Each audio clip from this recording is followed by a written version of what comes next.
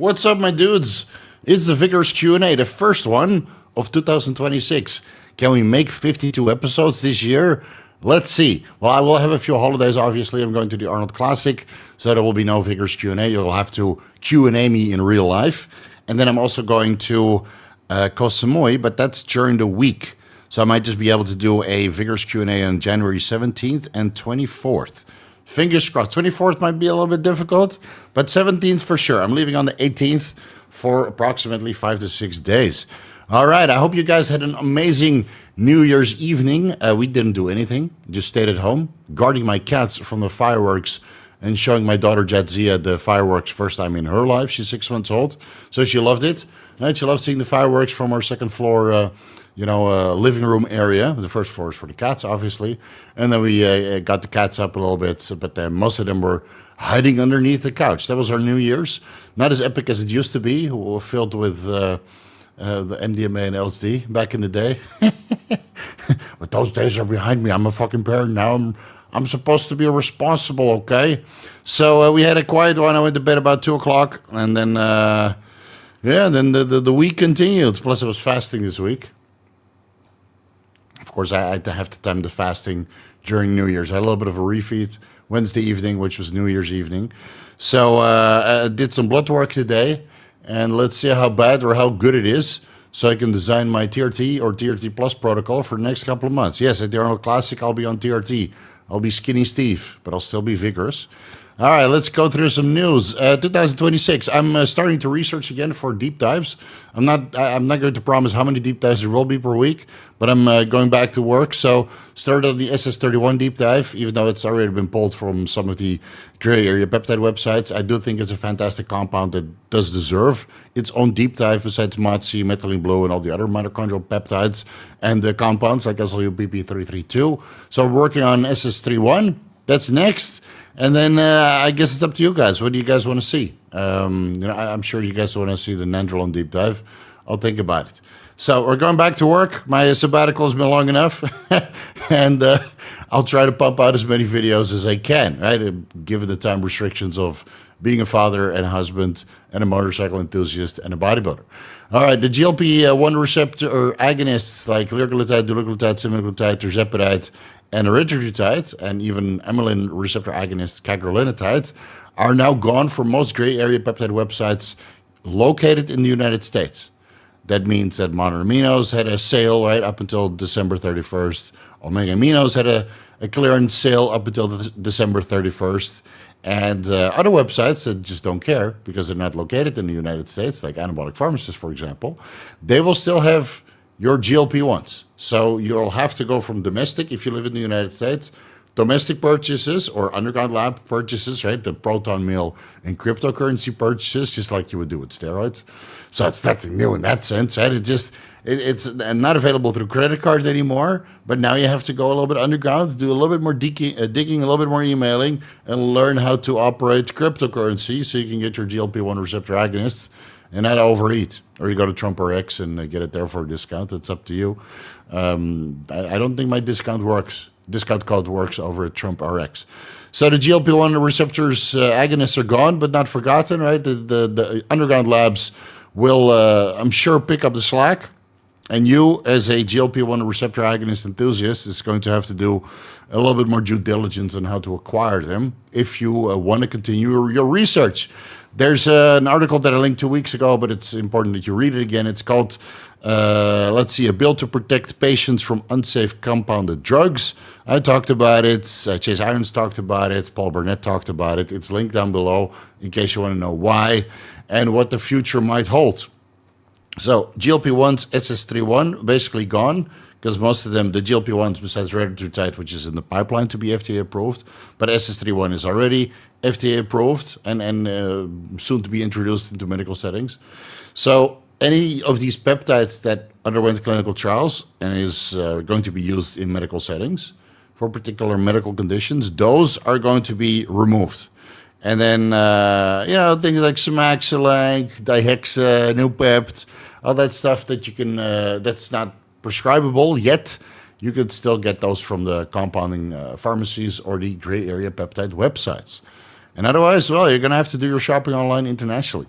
Next Monday, I have a podcast with Nel Niga and Tanner Tattards over on the Trensparent podcast, I'm assuming. So I'll record that on Monday. I'm not entirely sure when that podcast is going live, but you would be advised to already subscribe if you're not already subscribed over at the Transparent podcast by Nel Niga.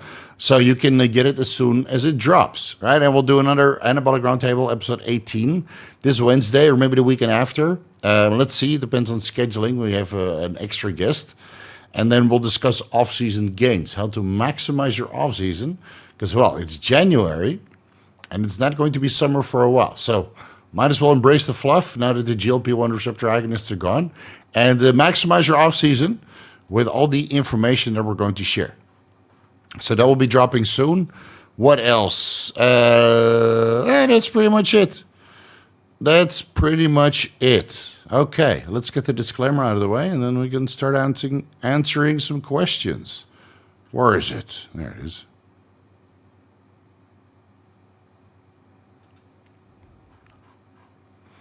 All right, here we go.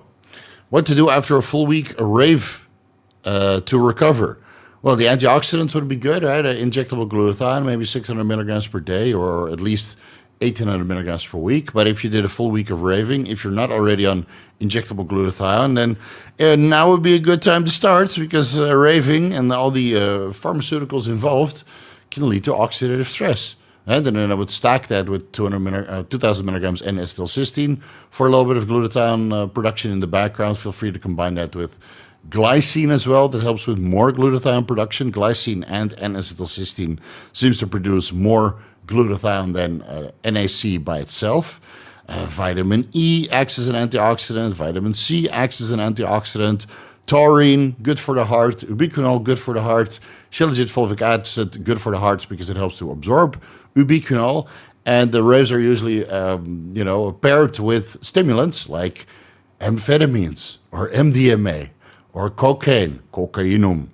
If you took LSD or mushrooms or some sort of nootropic psychedelic, then you don't really need much to recover because they actually improve neurogenesis.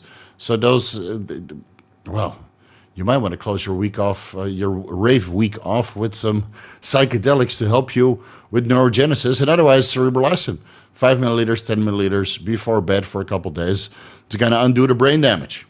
And then remove the brain fog and stuff. And the alcohol, well, if you're on alcohol, that's something like Tutka and a good amount of fiber in your diet, right, to help excrete all of the metabolic waste products.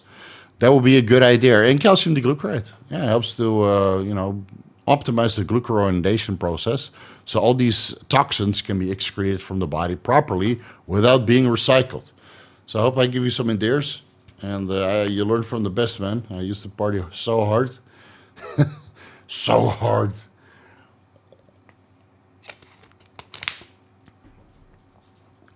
Grab a drink. I'm about to get real before I hear everybody's fun. Yeah, let's see. Let's see how many wild stories we get in the chat. When I was a child, all of my heroes died as adults. As an adult, all of my heroes die as children. Yeah. I just want 1 year, no more heroes. I mean, that's up to you, man. It's, you can be your own hero. There's even a song for that. We can be heroes just for 1 day. Right? You got to be so awesome in your own life that you don't need heroes. You just look in the mirror and you're like the fawns. Hey. And then you throw in a little bit of friends. Hey, how you doing? Right? And then you got everything sorted. Happy New Year, my dudes. Happy New Year back. Hey, Steve. G here. What's the best injectable compound or blend for localized spot fat reduction, if any actual work? Mainly lower abs and love handles. Any protocol tips, dose frequency, injection sites. So I have a video about how to lose fat from stubborn body fat areas. Give that one a try. Or give that one a watch and then try what I discuss in that video. But off the top of my head, the only one that really works is injectable Helios, which contains clenbuterol and yohimbine, usually 40 micrograms clenbuterol per 1 milliliter plus 3 to 5 milligrams yohimbine per 1 milliliter, depending on the formulation. So I have one with 40 micrograms and 5 milligrams, I think, and I do half a cc per time because it's 20 micrograms, pretty strong. So I split that bilaterally. So I've been zippering underneath my lower chest because I still have a little bit of fat there even after the liposuction that took place. But now it really starting to look good. So give me a couple more weeks to finish off this diet. Even though I'm not on the steroid cycle, the diet will continue. And depending on my blood work, I might still continue to use some fat burners. And otherwise, I'll take those out and rely on appetite suppression to get the fat loss going. So Helios works. Injectable glucagon works. I've never heard anybody get localized spot reduction from retatrutide, even though it does act as a glucagon receptor agonist. But actual glucagon from the Eli Lilly Hypo kits at a 1/4 milligram or 1/2 milligram per injection site, that also does wonders, right? And that raises your serum blood glucose and serum triglycerides quite a bit because it does liberate a lot of fatty acids and the glycerol backbone, which then gets converted into glucose, so it also raises your blood glucose levels. So you need to do some cardio until your blood glucose levels are back in range, and thus your serum triglycerides are also back in range. Injectable glucagon works best if you do it pre-cardio in a fasted state. And Rowolsine and yohimbine also help with the lower abs and lower love handles. So look at that. Even though yohimbine and Rowolsine does make your lower abs and lower back quite flabby and watery. I took it this week, right? 3 milligrams 4 times per day because I'm fasting. So you can up the dose a little bit. And that also means that my lower back is now jigglypuff. So I'm taking that out. And the rest is just diet and exercise, man. Diet and exercise. But watch that video. I discuss a lot more protocols there in depth. Finishing bulking, 70%. Going on a cruise. Next phase should I cut down to 10% and immediately go to a bulking phase for 24 weeks? I would just make small caloric adjustments, man. Slowly go down, slowly go up. So you don't overshoot. 10% adjustments. But it depends on you. If you want to... going on a cruise now and then cut during the cruise, you'll lose some size. I expect to lose a good amount of size and strength while I keep dieting. Even though I take all the steroids out and the fat burners out, that doesn't mean the diet has to be over. Like, I do want to be lean when I go to America. I mean, this face is full and fat as fuck, but all of this is like shredded, bro. All right? I gotta have the face shredded also.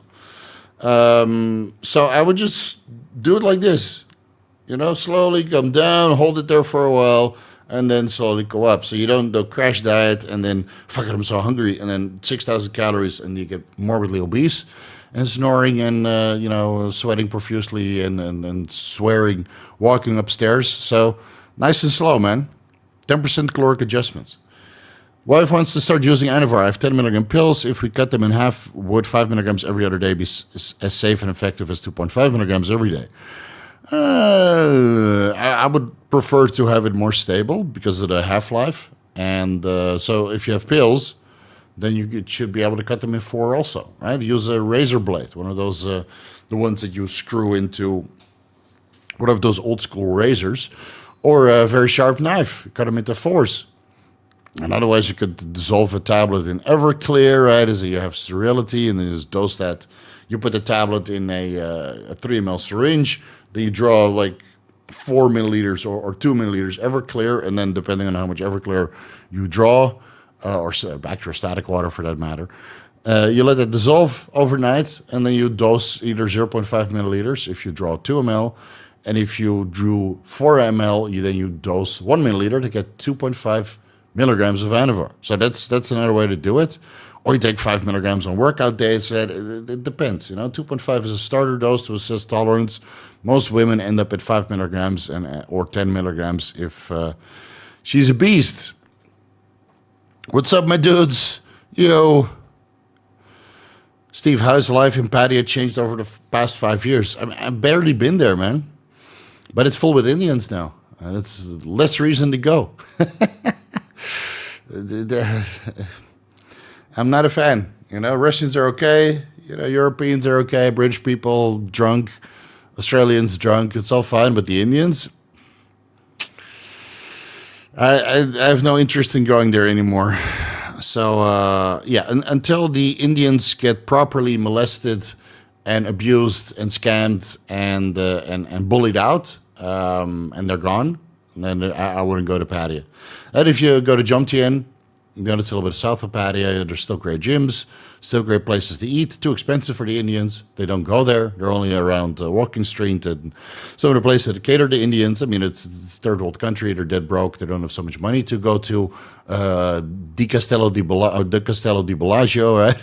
Or Muscle Factory or all these other places that are a little bit more pricey. They don't have money for that unless they're well off, and then they're probably not the Indians that you have to worry about. They're just, first world people living in a third world country, but financially secure, and they don't bring that drama with them.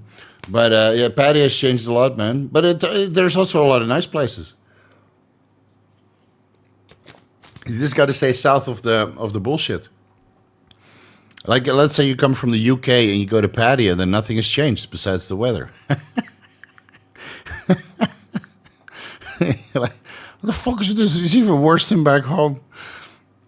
All right, thanks for the money, dude. I don't see your question. Otherwise, I guess we'll see that a little bit later. Tina, Happy New Year. Let's see. Zionic, no question this time. Happy Saturday. Oh, that's unusual, Zionic. Usually you're like spamming at least 20 questions in the comment section. So I guess you had a good New Year's party. My New Year's resolution is to ask Steve less. No question this time. Happy Saturday, Steve. Yeah, I'm working, bro. So I'm doing the best I can. Appreciate all the info. As always, I'm heading into week 8 of my test and DECA run, and everything is finally clicking. Thanks for the steady guidance. All right, that's good to hear. And I'm sure you're embracing the fluff now. And you're like, yeah, it's finally working because you let go of your appearance. Let's see, Travis. Switch from a cut to a bulk. Been on MOTS-c NAD+, SLU for 16 weeks. Going to run Primo and test. Increase calories. What compounds or peptides would you run with Primo? And tear for size and energy all day, Daddy Steve. I would reduce the MOTS-c to maybe 0.5 milligram per day. NAD plus still 20 milligrams sub-Q daily. SLU maximum of 1 milligram or like 750 micrograms because higher dosages do make you flat and just burn through calories. And add in the growth hormone, man. Add in the GH in the off-season on workout days, 4 to 5 times a week. Works great. Yeah. And then maybe an oral later on when you want to break through strength plateaus. But that usually also means that your liver enzymes go up and your lipids are skewed, and that's usually the end of your cycle. So keep your Anadrol or injectable YK-11 or whatever for the end. Let's see. 300 test, 150 Primo, added 70 Tren, and can't stop eating. 6.5 milligrams Reta for the last 6 months. I don't think it's doing it anymore, Tirzepatide or up to Retatrutide. So yeah, I noticed that on Tren too, that you just get more hungry. But I also noticed that on high-dose SLU. And anything that boosts metabolism, whether that's Trenbolone or Clenbuterol or SLU or MOTS-c or SS31 or thyroid hormones, right? Anything that helps with fat loss in one way or another boosts metabolism, and that could stimulate your appetite well beyond what the Retatrutide or Tirzepatide can suppress. Now, of course, 6 months on 6.5, 7 milligrams Retatrutide per week, you might build up a little tolerance. You can go to 12 milligrams if you want to, or 10, up to you. I switched to Tirzepatide. I started with 4 milligrams Tirzepatide. I remember watching my own video. For fuck's sake, I watched my own video about Retatrutide, and then the conversion of Retatrutide to Tirzepatide is not 2 to 1, but it's like anywhere between 2 to 1 to 1 to 1.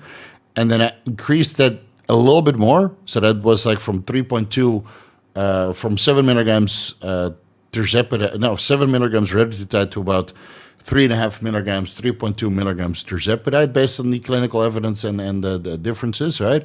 Or the same results, but comparing milligram for milligram dosages. And then I bumped it up a little bit to get additional appetite suppression. So right now I'm running Tirzepatide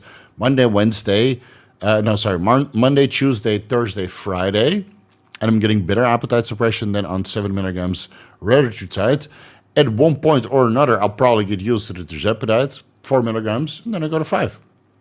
Then I do it Monday, Tuesday, Thursday, Friday, Saturday, every workout day.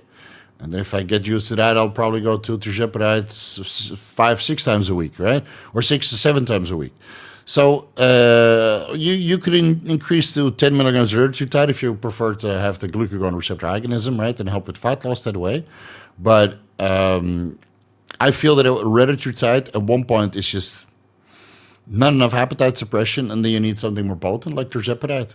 Or combine retatrutide with cagrilinotide, but a lot of people say that it's either too powerful or it just makes them very lethargic. So I did 0.5 milligram cagrilinotide 3 times a week, and it made me so lethargic that I just wanted to eat more, even though I physically couldn't eat more, but I still did, because the energy had to come from somewhere. And I just felt like spaghetti. So I was like, you know what? I'm going to eat more because this diet is kicking my ass, and it's going to take a while for the Reta and the cagrilinotide to metabolize anyway. So I gave that a week, and then after a while, I was like, you know what? I'm just taking the cagrilinotide out. And then 2 weeks later, I was fine again. So, you know, again, I hope you're stocked up, bro, because these things are going to be more difficult to get. Tina, going on a 5-day cruise this Friday with a bunch of fellow bikini competitors, suggestions on supplements, peptides, and other things to help counter the extra food, alcohol. Or should I just say fuck it? Just fuck it. It's 5 days. Just 5 days. If you want to continue with the retatrutide or tirzepatide, keep that going. Choose your proteins over your fats and carb sources. But it's a cruise. What you'll probably regret is not eating at the buffet when you get back home. You're back home, your usual routine, and you're like, you know what? I should have had those Oreo ice creams or cheesecakes, the little mini cheesecakes I had at the buffet. Hopefully. That's full slices. What the fuck? What's wrong with this cruise? You know? It's just like a floating shit factory giving you so much food. You go with the lobster, you go with the salmon, you go with the steaks. It's very easy, you know? Enjoy yourself, man. Now, if you've been enjoying yourself for Christmas and Thanksgiving and New Year's, and you're already a bit sloppy, then yeah, that's not good. Right? I misbehaved for Christmas for 2 days, and then New Year's had a little bit of a refeed, rice and eggs with some ketchup, whoop-de-fucking-do. And then today I had a normal ketogenic day, and then tomorrow I'll eat some Thai food, so that's not the end of the world. Right? That's why I look so flat all the time. Not enough carbs and saturated fats. You need some saturated fats for fullness, bro. Boom, boom, boom. So, but if I were you, if I just finished Christmas and Thanksgiving and New Year, and I controlled myself reasonably, but I got a little sloppy, what's another 5 days, man? Enjoy yourself. Enjoy yourself. Get plastered, eat food, control it with tirzepatide or retatrutide. Prioritize the healthy food first, and then finish it off with cheesecake. Why would you fill your stomach up with potatoes and rice when you can have the carbohydrates from cheesecake? And the good thing about cheesecake is that it has so much fat that it slows down the digestion of the carbs. Senati, Garcinia, Garcinia cambogia, Xenical. You know, the what is it? There's one product that Gorilla Mind sells. I forgot the name of it, but it kind of creates a gel in your stomach, making you feel full. So if you combine that with retatrutide or tirzepatide, you take a couple of those capsules, kind of filling up your stomach, and then you eat some food, and you're really, really full.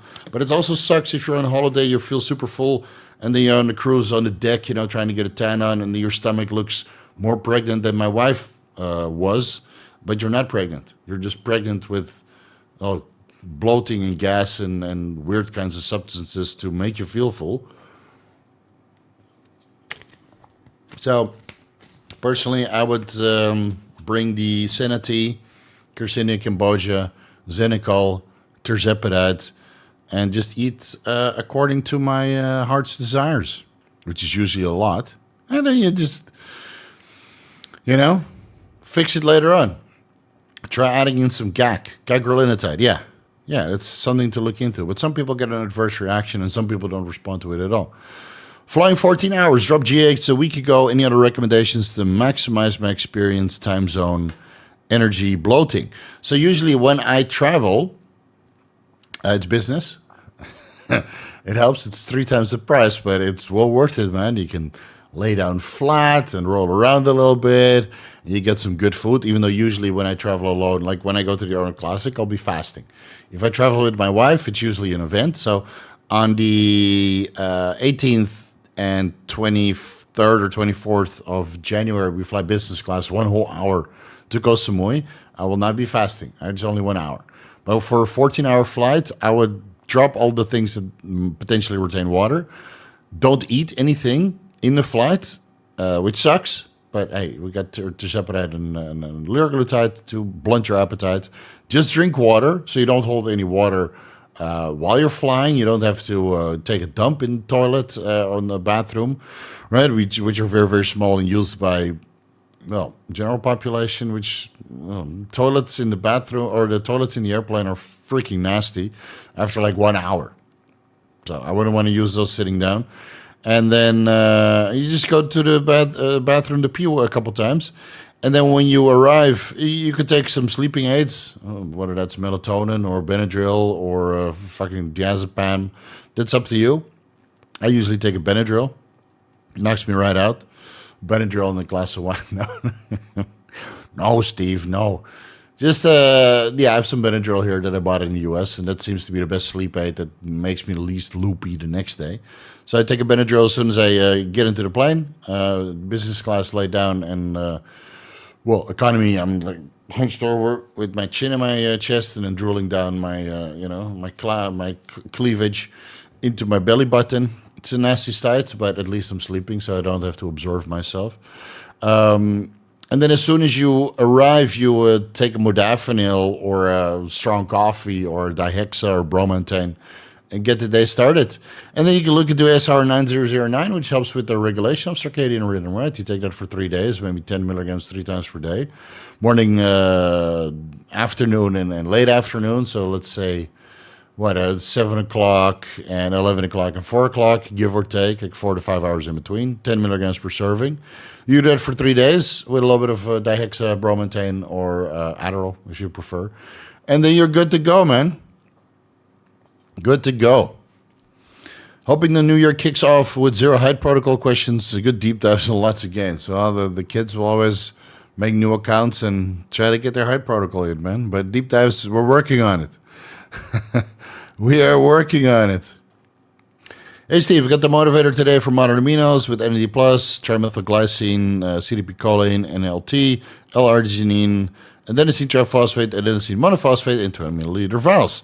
What's a good start dose for a newbie? A little scared of it. I would start with half a cc sub-Q, see how you respond, and then go to half a cc split bilaterally, 0.25 milliliters into the chest or whatever main muscle group you're going to work that day, and then slowly start ramping it up, right? I increased it to 1 milliliter per site, but I got boobas and I have a lot of experience. And again, the AMP-ATP blend can drop your blood pressure quite a bit. So if you're on telmisartan or Cialis or Nebivolol or blah, blah, blah, blah, blah, or a combination thereof, then make sure you keep track of your blood pressure after those first couple of injections to make sure your blood pressure doesn't drop too much, or take like 1 gram, 2 grams of sodium pre-workout to help with blood volume. So even though you dilate your arteries, your blood volume is sufficiently high enough to combat the blood pressure reduction, and the sodium that you lose during the workout is approximately 1 to 2 grams, maybe more, right, depending on how much you sweat. So that compensates it too. I always take sodium pre-workout, but I take sodium all day. Like, I'm not a salty guy, so I need to supplement with salt. Unlike some other educators, super salty.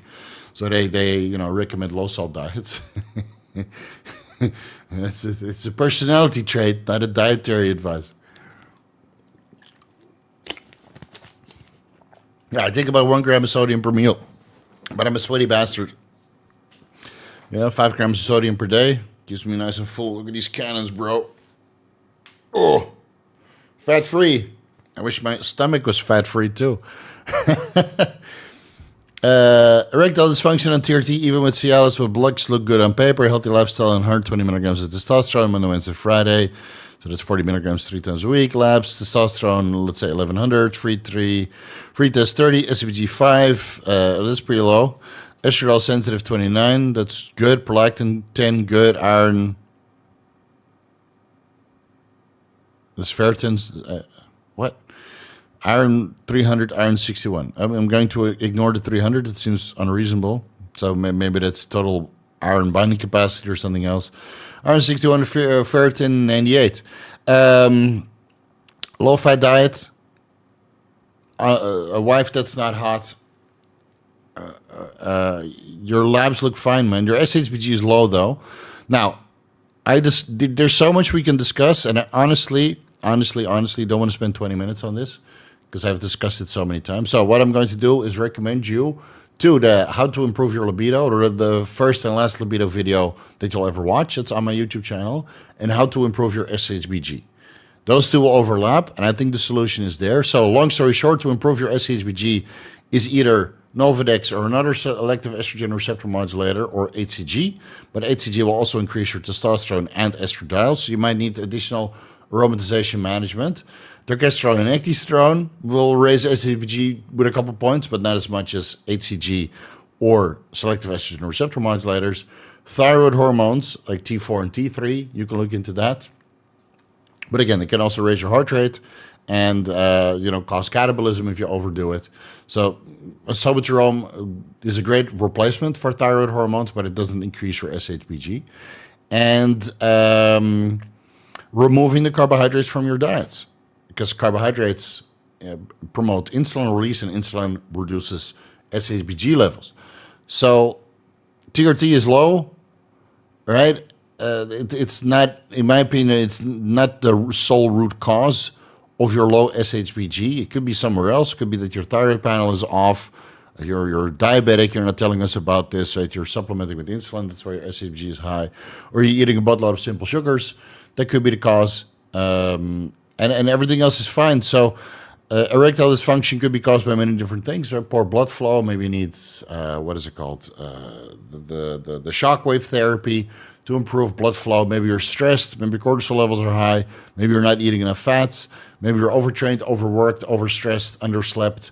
Wife is not hot. It could be a million different things, but it's all explained in those videos, and I think the solution is there. But with this, what you're presented, the only problem that I see is that your SHBG is a little bit on the low side, but everything else looks good. And based on this blood work that you presented to me, I would say that erectile dysfunction shouldn't be there. SHBG is 51.5.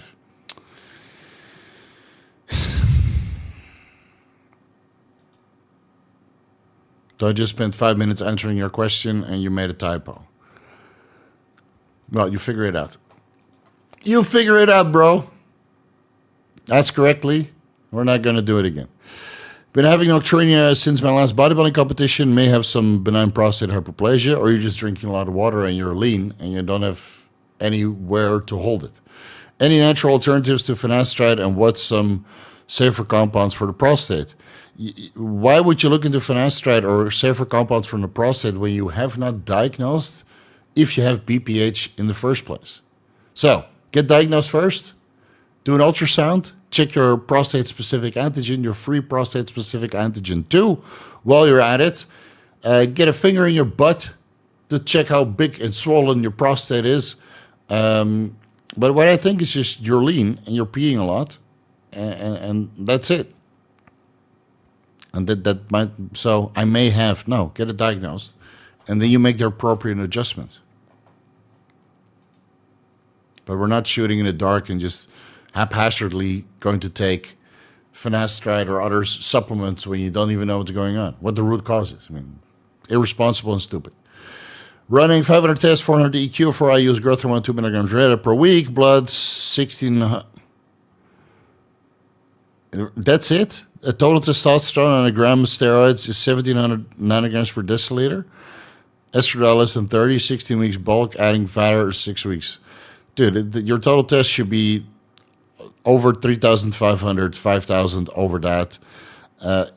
Either the labs gave you a horrible result, you're missing a zero in there, or it's nanomoles per liter, which I don't think so, or your gear is fake. So this doesn't make sense to me at all. That your estradiol is below 30, sure. Get a sensitive test. Could be 29, could be 25, could be 15. If it's 15, it needs adjustments. If it's 29, it doesn't. So get a sensitive test done. 16-week bulk, add in Anavar the last 6 weeks. So SHBG is probably 0. Any optimization or compounds you consider or better to refine the setup. Get better blood work or get better gear. One is wrong. Your gear is wrong or your blood work is wrong. So fix that. And if you're bulking, then reduce the Reta to 1 milligram per week. Like you just want to take the food noise away. And that happens from 1 milligram per week already. So half a milligram Monday, Friday, or quarter milligram Monday, Wednesday, Friday. Add in, maybe take a little bit more growth hormone. But I would make sure that you know if your gear is real or your blood work is off before you make a change. And there's a million different compounds you can consider, man. I mean, you're already on Anavar for 6 weeks, so another oral is not really in the cards, but you could add in a little bit more growth hormone, add in a little bit of insulin, or IGF-1 if you can afford it or have experience with it. But this blood work doesn't make sense to me. Happy New Year, Emperor Steve. I finally decided to man up and move to Bangkok this year. I'll begin with a quick stay of 3 months and see how it goes. All right, good, man. Welcome to the furniture. I'll see you at the Muscle Factory. That's where everybody eventually pops in. And make sure you have enough money and don't be like most guys. They come here for 3 months and then they party. Come here, keep working, settle down. Don't settle down with a girl right away. Yeah, she's different. No, she's not. She's just another Thai girl after your money. You need some experience before you settle down. So I settled down after 10 years. And I settled down good. Better than most. I'm happily married for 10 years now. So I took my sweet time. And you don't have a sweet time of 3 months. So have a lot of sex, but don't settle down. Yeah, she's different. No. Cheesecake Fun. Thanks, Steve, for everything you do for the community. My physique thanks you. There you go. $5. So tomorrow we'll have some Thai food. After Cheesecake Factory, after having 10 cheesecakes from Cheesecake Factory for New Year's, of course I didn't eat the whole cheesecake, but I had at least 1 bite or 2 bites of each. I'm kind of done.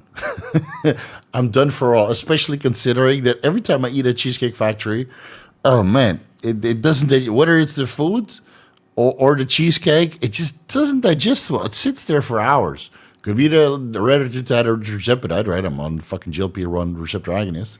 But then I had cheesecake at Fire and Grill or Fireplace and Grill. I don't know what it's called. It's like a fancy dining place next to Intercontinental or inside the Intercontinental Hotel, close to Shitlow BTS. And that digested just fine. I had steak. I had some side dishes, some appetizers and cheesecake to finish it all off because why the fuck not? Totally fine. And then I had like 3 trays of cheesecake when I went to the Intercontinental Buffet a couple of weeks later, and I was totally fine. But cheesecake from Cheesecake Factory, I don't know. So tomorrow we'll have Thai food, which means no cheesecake. We'll just have all the Thai dishes that I can't pronounce. I'll let my wife order, and I'll let my wife pay. You want Thai food? You're paying for it too, girl. Trend makes me hungry. Horny and hungry, bro. Your trend limit or brings you down to the most basic emotions. I just want to fuck and just want to eat. All right, welcome to the Vigorous crew. Dr. Steve, I've been sick first time in 10 years. Blocked nose, sore throat, 37.6 degrees Celsius temperature, feeling shit. What's your usual? We asked this last week. Beyond vitamin C, I'm not really sure. I mean, you can look at the Thymosin alpha-1. That helps with boosting the immune system. I can quickly look into the peptides that are known to boost the immune system, but I tried most of them and I got no real results. So, where's the price list for 2025? None. 2024 then. Let's see.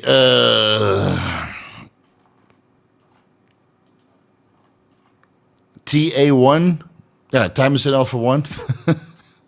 It helps with immunity.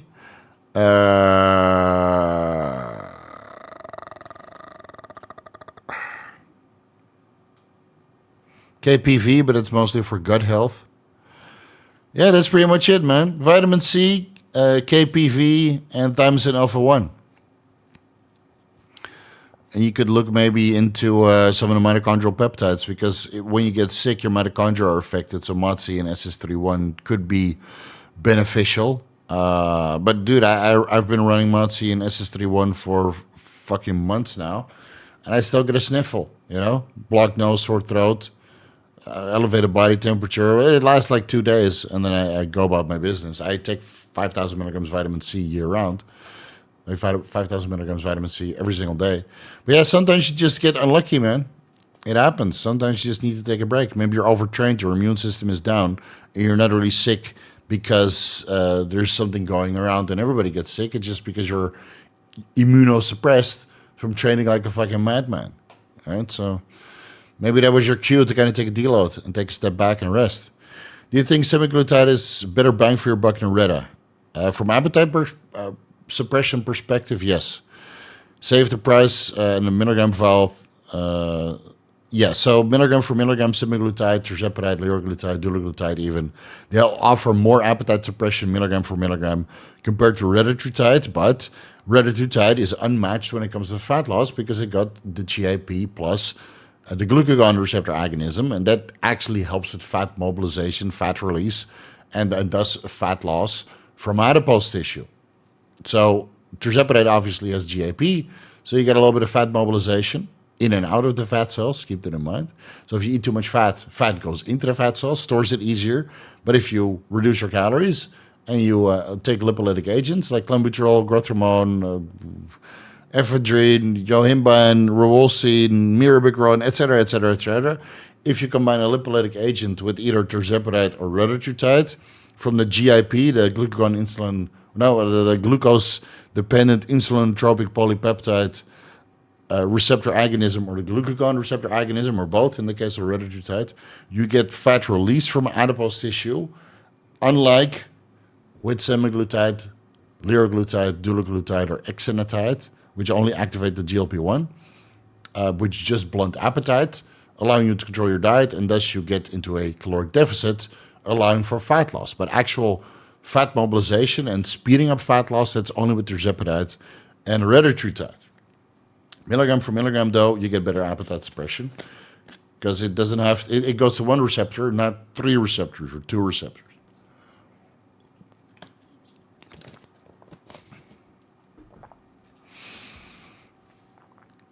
Good morning, Steve from Las Vegas. I know you discussed getting off modafinil and prefer fluvoxamine now. What's your fluvoxamine stack dose protocol looks like today now? Anything you learned recently? No, I haven't really looked into much of fluvoxamine after I did a deep dive on methylene blue, obviously. So I take 10 milligrams of methylene blue upon waking, like 5, 6, sometimes 7 times per week. And then I take 50 milligrams fluvoxamine in the evening, and that keeps me nicely balanced unless I take Tren. Or unless I'm driving. I either train or driving. But the rest of the time, I'm nicely balanced. So I was on modafinil for years. That was the best dopaminergic and serotonergic compound with nootropic and focus benefits that I could find. I took 50 milligrams modafinil daily for years. And then I stopped. I combined modafinil with fluvoxamine up until 100 milligrams. So 50 milligrams modafinil in the morning and 100 milligrams fluvoxamine in the evening. No serotonergic side effects. Focused, happy, go lucky, productive, etc. Then I discontinued the fluvoxamine and modafinil because there was either negative scientific evidence regarding fertility or no scientific evidence regarding fertility.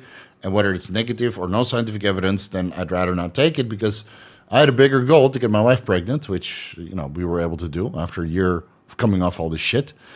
And then I reintroduced 50 milligrams modafinil, and it just gave me a headache. And then didn't take it for a while. It took 50 milligrams modafinil again, gave me a headache too. So I gave it all away. And now I run 10 milligrams methylene blue and in the morning, which acts as a MAOI inhibitor, right? It prevents the breakdown of serotonin, dopamine, and norepinephrine. And then fluvoxamine, a selective serotonin reuptake inhibitor, 50 milligrams in the evening, so that's half of what I used to take. I might get half the neurogenesis out of that as well. But yeah, so that's my stack now. No 5-HTP, no L-tryptophan, no nothing. How much vitamin C is okay to take? I think there's no upper tolerable limit. 2,000 milligrams is good. 5,000 milligrams is probably better because it helps with, collagen deposition. Vitamin C acts as a transport for collagen and then acts as a collagen donor for a tissue that is undergoing collagen synthesis. So vitamin C, glycine, hyaluronic acid, and a good amount of collagen is a very good stack. And then if you have cancer, then you might want to bump it up to 200 milligrams vitamin C intravenously, depending on the particular cancer source that you are having and if it's susceptible to such a treatment. Did you ever notice heart rate improvements decrease on SS31? No, my heart rate stayed exactly the same. 5 to 10 milligrams pre-cardio before sleep would keep my heart rate 5 to 10 beats lower than usual. Hard to keep it as elevated during cardio. Oh, really? I didn't notice that. But I don't do 5 to 10 milligrams. I do 1 milligram. I had low dose, but multiple compounds. 1 milligram SS31, 1 milligram MOTS-c, 250 micrograms SLUPP332, or 100 milligrams, depending on, what you want to do. And then 10 milligrams methylene blue, and an 80 plus, 20 milligrams. Maybe some mirabegron. And some yohimbine or ribosine, depending on the goals. But no, I never noticed that SS31 decreased my heart rate. I'll have a look when I start reviewing the scientific evidence a little bit more. But I also don't take 5 to 10 milligrams. I don't think it's necessary to take that high, man. I know it comes in 5 to 10 milligrams vials, and everybody wants to take whole vials now. A whole vial of IGF-1 LR3, sure. I'm all for it. A whole vial of 10 IUs of growth hormone, sure. I'm all for it. But a whole vial of MOTS-c, a whole vial of SS31, I think it's a bit much. Welcome to the Vigorous crew. Got your question in right away. Guys, if you have problems with sources, this is not the place to ask. Ask it by email, privately. All right?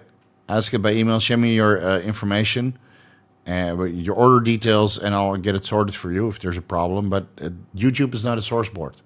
For all the guys who keep spamming source questions, you're out of here. You're out of here. So please, understand the rules and understand where to ask these questions. Pub again, Steve. I've been cutting for the last 3 months, 45 years old, 106 kilos down to 92.5. So that's what, 13 kilos down. Running 130 tests, 100 Mastron, 35 Trend, 3.5 milligrams Reta weekly. Stubborn body fat is not an issue. Any advice? I just discussed this about stubborn body fat. So use the timestamps and otherwise watch the stubborn body fat area video because I just spent 10 minutes on it earlier in this video. So I'm not going to do it again. And I want to be efficient with my time. So use the timestamps, please. Actually, I do have a question on 20 to 25 weeks test and DECA cycle outside of hitting a plateau. Around what week would you consider adding a short Superdrol run just for fun? At the end, because after Superdrol for 2 weeks, 30 milligrams per day, you're fucked. Or after, I would rather add in the injectable YK-11 that's less harsh on your lipids and your liver enzymes and your central nervous system. You don't feel toxic. So if you want to do something for fun, take it from me. 30 milligrams injectable YK-11 for Modern Aminos or some of the other sponsors, affiliates. Code Vigorous, you're welcome. 10% discount. Save yourself some money. A couple extra shots for free. 30 milligrams YK-11 will not make you feel as fucked up as 30 milligrams Superdrol, allowing you to run it longer, especially in a combination with test and DECA. Superdrol makes you stronger really fast, which could hinder or could hurt your joints. And YK-11 does the same. YK-11 makes you less strong than Superdrol, but pretty comparably, 30 milligrams versus 30 milligrams. But it seems to dry out your joints a little bit after about 4-week mark. So I ran it for 4.5 weeks, I think. And then at the end, I was like, elbows, shoulders, triceps, knees feel a little bit fucked up. Now, you won't reach that point with Superdrol because you'll feel so toxic that you want to stop, otherwise your liver is literally going to melt out of your asshole, fall down, prolapse, and run out of the room. I said, no more Superdrol, please. I don't want to die. And then dragging the, what is that vein behind, the portal vein behind it, which is still attached to your butt cheeks. So that's yeah. Superdrol, you will never reach that point where you get dry joints because your liver is just throwing in the towel. But with YK-11, since it's not really liver toxic or doesn't really change your blood work parameters that much, then you can run it longer. And I would prefer YK-11 over Superdrol at this point. Being an old and wise drug educator, yeah, YK-11 over Superdrol. MA Motivator is great, 1 milliliter per quad on leg day. Hell yeah. Hell yeah. MA Motivator and then the Pump XXL from Somachems. Together, 2 cc's total. And then some Increlex. Bam. 500 micrograms per side. Ba-bam. Some Anadrol. Good amount of sodium and electrolytes. And then some intra-workout. And then the pump is so insane you can't walk. Woo! Fun. I miss those days already.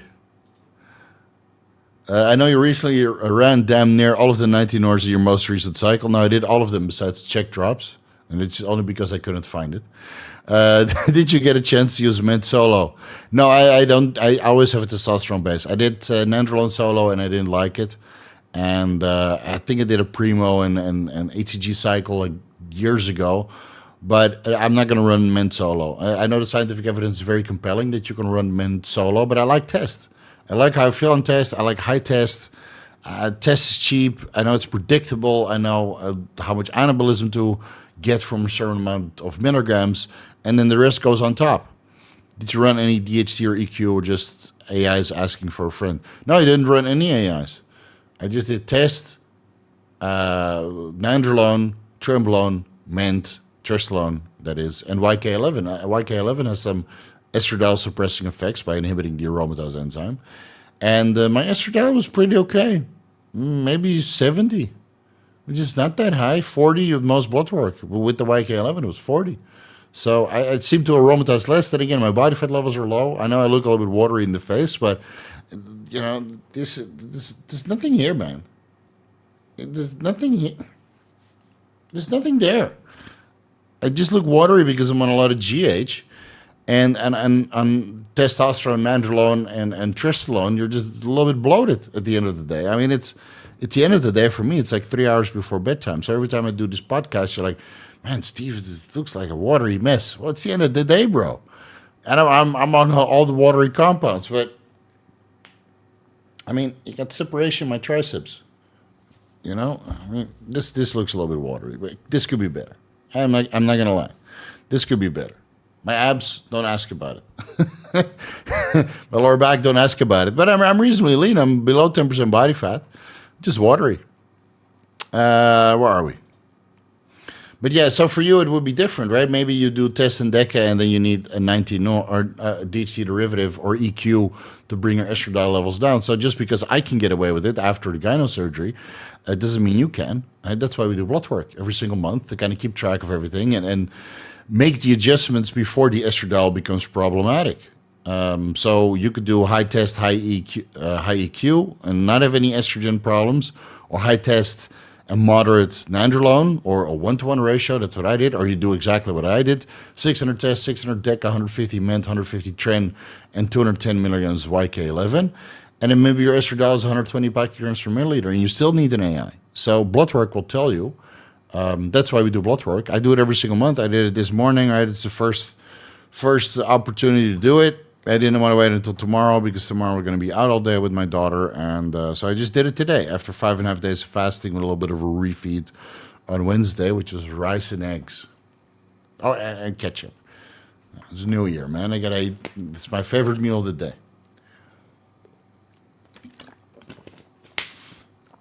And I had some extra blueberries on Friday, I think. So I'm sure my triglycerides are all over the place when I get my blood work results back. Steve, what happened to your triglycerides, bro? So yeah, I do blood work every month. That's why I don't have problems. Because if there's a problem, I can catch it early on and make the adjustment. Steve, why didn't you get this or that? Why is your blood work always good? So what? I'm early. I'm early to the party. Do you have a guide or video on moving from the West to Thailand? I do, actually. I have a blueprint to financial freedom and a couple Thailand videos. Would love a step-by-step if you've broken it down somewhere. Yeah, it's in the Thailand videos and the Blueprint for Financial Freedom. So give those ones a watch, and otherwise watch the videos or watch the YouTube channels that are specialized in Thailand, like Retired Working for You and Keys One. All right, what was this YouTube channel's name?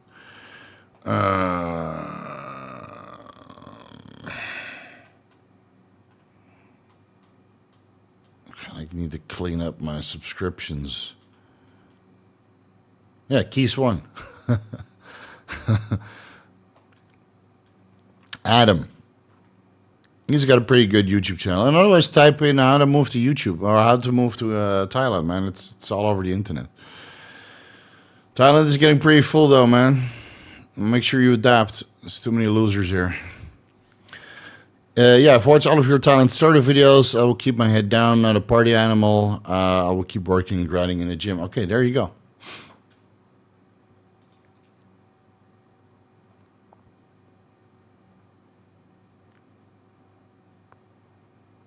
All right. Please don't discuss sources here, man. Steve, what's up? I wanted to try Adderall to help me get European passport, which needs a lot of studying. Where? This guy, I'm going to put you in timeout. Asking for sources. Oh, for fuck's sake. Why doesn't it work? Asking for sources here is not the way to do it. Anybody asking for sources or discussing sources from now, you're banned for life. I'm sorry I have to do this, but some of you are just too stupid, and I need to treat you like the children that you are. Where do I buy Adderall? Go fuck yourself. Go fuck yourself. In the ass. With something this size. Absorb it all the way, please. Happy New Year, Steve. I'm getting excited for the Arnold. See you there, bro. I'll see you at the booth. I'll be at the Omega Minos booth with Chase Irons and the rest of the team all day for 3 days. I'm on 250 milligrams test E per week. After 5 to 6 months on the dose, I started having acne and lower back. I also used 3 use growth hormone, 500 IUs HCG from the beginning. Labs, total testosterone 1500 nanograms per deciliter. It's also too low, unless that's the cutoff. Estradiol 60, that's a little bit high. SHBG 12. That sounds more reasonable, but I think that's a cutoff issue. Any ideas why it started? Hormonal fluctuations and your estradiol being too high. So you need to bring your estradiol down with an aromatase inhibitor or lowering your testosterone dose to 150 milligrams per week. That's more of a TRT dose. And adjusting your diet to remove all the dairy products, removing all the processed foods. I mean, you see this? That's leftover from New Year, Bran. It's been here, like it started growing. It's weird. You eat cheesecake on New Year, then you do a podcast, and then it starts while you're fasting. This is just from processed garbage. This one too. It's like a deep boiler. I had to fucking puncture it with a dreidel. So processed foods, hygiene, all that stuff, it sucks. But in your case, what you can fix is going to daily subcutaneous microadministrations. And I'm assuming you're doing HCG 500 IUs 3 times per week and use an aromatase inhibitor to bring your estradiol down because 60 is a little bit too high. I would rather have it 40. Again, check your labs if it's not, a little dash, meaning over 1500 nanograms per deciliter because it sounds way too low for the amount of testosterone and it's HCG that you're running. I would expect 2,500 to 3,000 nanograms per deciliter. And, just basic fucking hygiene, man. Best spot to pin L-carnitine while been trying quads and glutes, but it's horrible pip for days. I just do it all sub-Q. I do it with sub-Q on my glutes. Kind of rotate it around.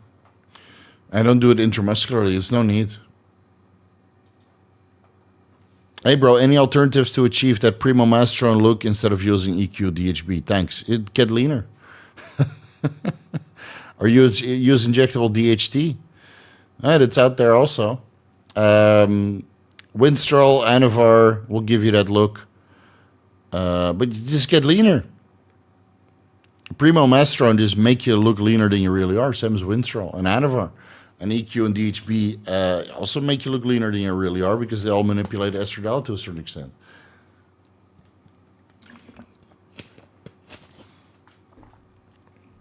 But yeah, if you want to look good, I mean, you can look good on Test Deca and Mint, but you just have to be lean. I look pretty good on that stack, man. In the morning, I'm like, fuck, man, it's good. Imagine if I added in the Primo. And then I go to my drawer and see all the Primo laying there. I'm like, I'm going to save it from when I'm really lean. And then I'm going to look stellar. I've heard glutathione is good for immune boost. Yeah, antioxidants in general are good for immune boost, but it's like if you're sick, it's just preventing further damage, you know?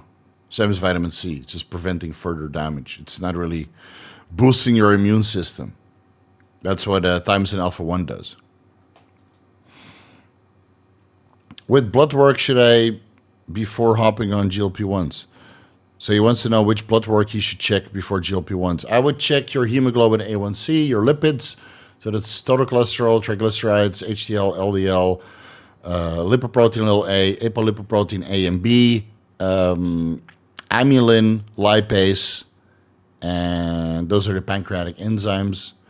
Fasting insulin, hemoglobin A1C I already said. Yeah, I think that's pretty much it. So total cholesterol, triglycerides, HDL, LDL, lipoprotein A, apo, lipoprotein A and B, hemoglobin A1C, fasting insulin, amylase, and lipase. And if they're all normal high, then you check them again after a month on GLP-1s, and then you'll see that they're normal low. Yes. Just like I discussed in the Retatrutide deep dive. What's the best foundational nootropic, like paracetam, and what are your top 3 overall? I like DHEA, Noopept, and Bromantane. Bromantane was out of stock at Modern Aminos, but they just stocked it, so you can purchase it. I've got it on the way, but you know, with the shipping forwarder here in Thailand, it takes a couple weeks. Yeah, I really like Bromantane. I mean, it's basically like a budget Adderall. Yeah, I like that stuff. Makes me clear and focused, and just makes me want to work hard. Same as DHEA and Noopept, I just take as needed. Today I take paracetam, or phenylparacetam, I think. That's the one that Modern Aminos has that just sent me. So they ran out of Bromantane, and then Brandon was like, you know what, we ran out of Bromantane, but maybe you'll like this. So I've been running that. I ran out of Gorilla Mode, Respawn. I asked for it, but I think they're out of stock themselves. Gorilla Respawn. Is it back in stock? Yeah, it's in stock. Why the fuck didn't they sell it to me? Send it to me. I mean, that's, in my opinion, the best over-the-counter nootropic that there is. How the fuck didn't they send it to me? I have to ask them again. Yeah, I ran out of that a while ago, and so I just run paracetam. Basically, I run what I can get my hands on. I'm not picky, I'm not choosy, but when you have a podcast like this that lasts like 2.5 hours, or a couple weeks ago, I had like a 2 or 3 hour presentation with an hour of questions afterwards. So it was like for 3.5 hours I was there. Yeah, of course I'm on Noopept and DHEA and paracetam all at the same time, man. I need to be focused. I need to give these people their money's worth. So I'm on my best behavior and all of the nootropics under the sun.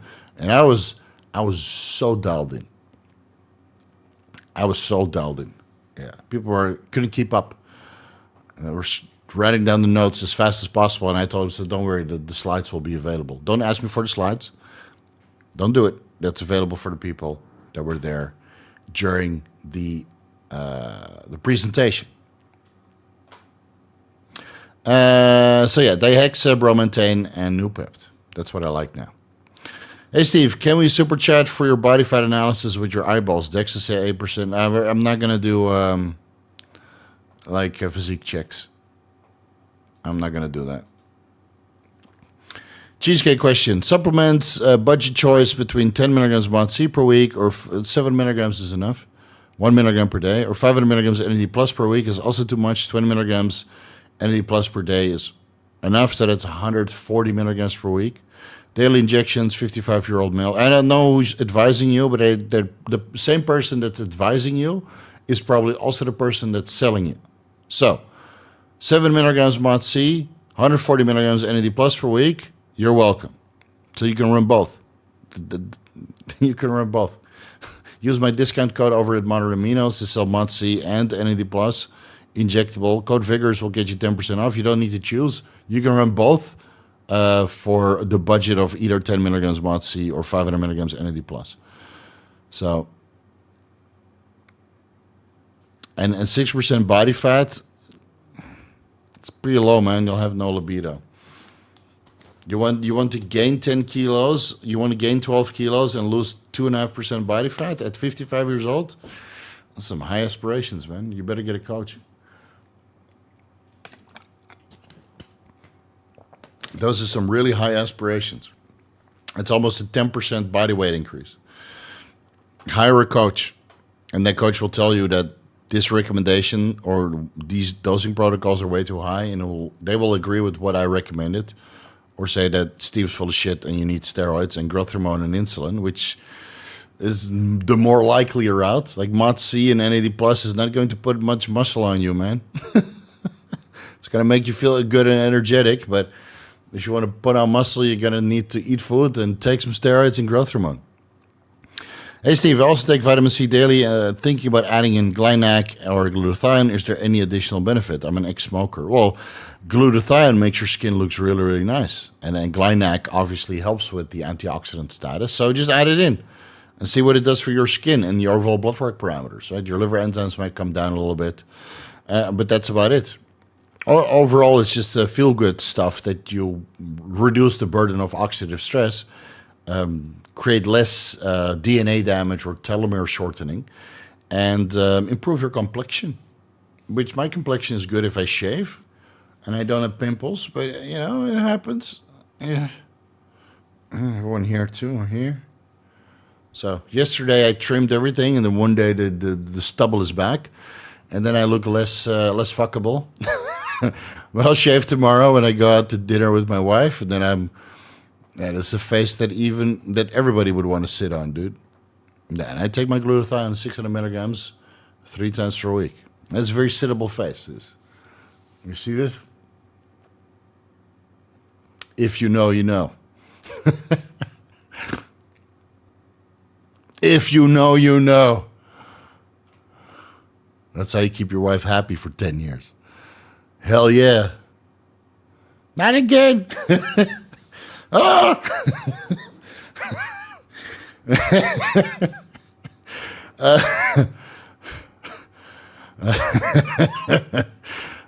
Sorry, guys. Back to earth. If one was taking 200 milligrams weekly as a base, I'm assuming you're talking about testosterone, and they wanted to add in Anavar 30 milligrams daily and run it for 6 weeks. Besides TUDCA, what else can I take? I know the liver enzymes can sublingual help. Yeah, so if you take sublingual Anavar, it should have less effect on the liver in the first pass, increases bioavailability. So you have more actual Anavar available for skeletal muscle, which means that after it's available in skeletal muscle, the second pass through the liver is more severe because there was no first pass. So the overall liver burden might still be the same, but generally speaking, with sublingual administration of oral steroids or injectable administration of oral steroids, otherwise oral steroids, you see that liver enzymes are a little bit less. It could be 5%, 10%, 20%, depends on the steroid and how much you take and what health protocols you got in place. 250 milligrams TUDCA, 4 times per day, 1,000 milligrams TUDCA total is good. 2,000 milligrams N-acetylcysteine, or injectable glutathione, 600 milligrams 3 times per week, or both. That's what I do. Fuck it. Vitamin E, 200 IUs to 400 IUs. You can go with the D-alpha tocopherol version. That seems to be the most potent one. That also helps with liver function and reduce liver enzymes. Fiber, obviously, to help detoxify. Calcium diglucarate to help detoxify. And that's pretty much it. Right? Your lipids will skew, so you can take citrus bergamot, 1,000 milligrams per day, and amla extract, 1,200 milligrams per day, and fish oil, 3,800, 3,600 milligrams per day. And that will kind of keep everything going. But yeah, you will never have perfect blood work running steroids or oral steroids particularly. Steve, quick one. I knew Zionic, you wouldn't be able to keep your questions out. So this is the 400th one already. But let's go. Steve, quick one. I'm entering week 8, currently on 500 tests, 300 deca. Total testosterone just came back at 6. Why has everybody got such low levels? What the fuck is going on? This is not correct. Where are you guys getting your gear from? 500 tests, dude, that should be like 5,000 nanograms per deciliter. I don't even check my testosterone levels unless I'm on TRT. I would have a testosterone of this level on 200 milligrams per week. This is not correct. Your lab is either shit or your testosterone is shit. Coach has been increasing dosages today. Your coach should have told you to get better gear. This is not correct. Thoughts on nanogram deciliter at week 7. Dude, after 2 weeks, it should be 5,000. I have sources on my affiliate page, and I use them myself. So please source better gear. You're not on 500 tests or 300 deca. You're probably on 200 milligrams test and no deca. It's way too low. It's way too low. Unless the lab says anything over 1,629 nanograms per deciliter, no natural would ever have that, so we don't test above that. But then you would see that little dash, right? Bigger than. The bigger than sign that we use in math. So for me, it goes up to 3,468 nanograms per deciliter on my labs in Bria Lab. So it's at 3,500. Some go up to 1,000, some go up to 1,500 nanograms per deciliter. But then you see that little dash. It's higher than this. It's higher than what we detect. It's higher than we want to detect for the amount of money that you paid us. You need to pay us more so we can detect higher. You need to spend $200 on a high sensitivity liquid chromatography tandem mass spectrometry test. Otherwise, go fuck yourself. That's what the lab is basically telling you. So go to Merrick Health Diagnostics, man. MerrickDiagnostics.com. You can just do blood work there through Quest. And it's cheap. The turnaround's like 1 week. And then do a high sensitivity test, LCMS-MS. But your levels are low. It's very, very low. It's like a third of where it should be. That's about trazodone. I know you guys love trazodone, but I have no experience with it. I don't know, man. I have no idea. Yeah, that's what I thought. So, Yannick, no questions today. Well, it's good you asked this question because your gear is clearly fake.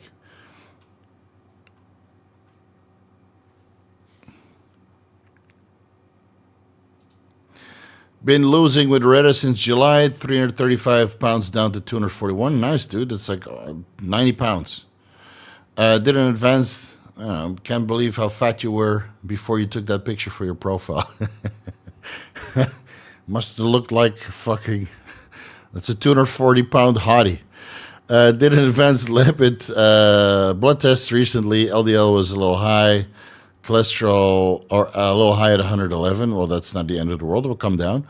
Cholesterol, triglycerides, LDL all normal. Lipoprotein A 23. That's also normal. Apolipoprotein B 100.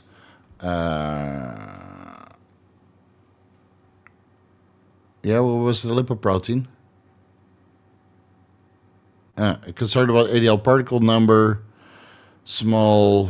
I should see the reference range. It's not something that I know off the top of my head, but I would continue to keep dieting and just keep working on it. And otherwise, 1,000 milligrams citrus bergamot, 1,200 milligrams amla extract, 3,600 milligrams fish oil, and 10 milligrams ezetimibe. And that will bring everything into range, man.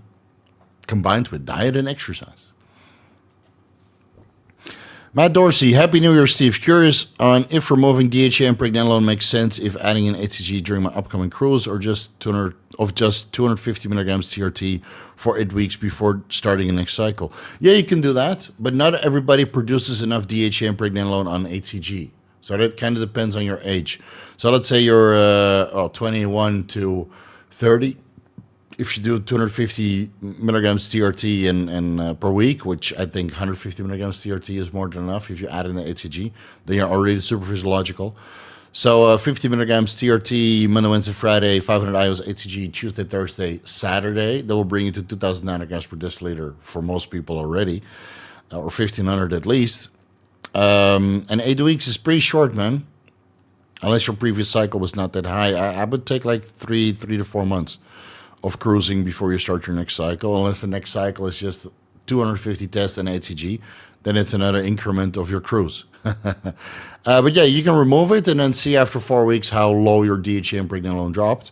Pregnenolone you can influence with mitochondrial aids because pregnenolone is being produced in the mitochondria. So if you take MOTS-c, SS31, SLU, methylene blue, etc., that should have a positive effect on your pregnenolone levels. This is one of the reasons why I stopped taking pregnenolone, because based on my progesterone levels, I'm assuming that it's good. And I saw that downstream progesterone and DHEA sulfate went up after I started focusing on these mitochondrial peptides. So I stopped taking pregnenolone. I had a little bit left, so I added that in. Yeah, because I don't want to throw it away. I had to import it. It's expensive. So finish it. Don't buy it again. And I take 25 milligrams DHEA. And that brings my DHEA sulfate levels to the middle top, or like quarter, 3/4 to the top of the reference range, around 500, whatever the concentration is. Yeah. So 3/4 to the top of the reference range, but not over that. So I take mitochondrial peptides, 25 milligrams DHEA per day, 12.5 milligrams morning and evening. No HCG because I spent an arm and a leg on HCG to get my wife pregnant.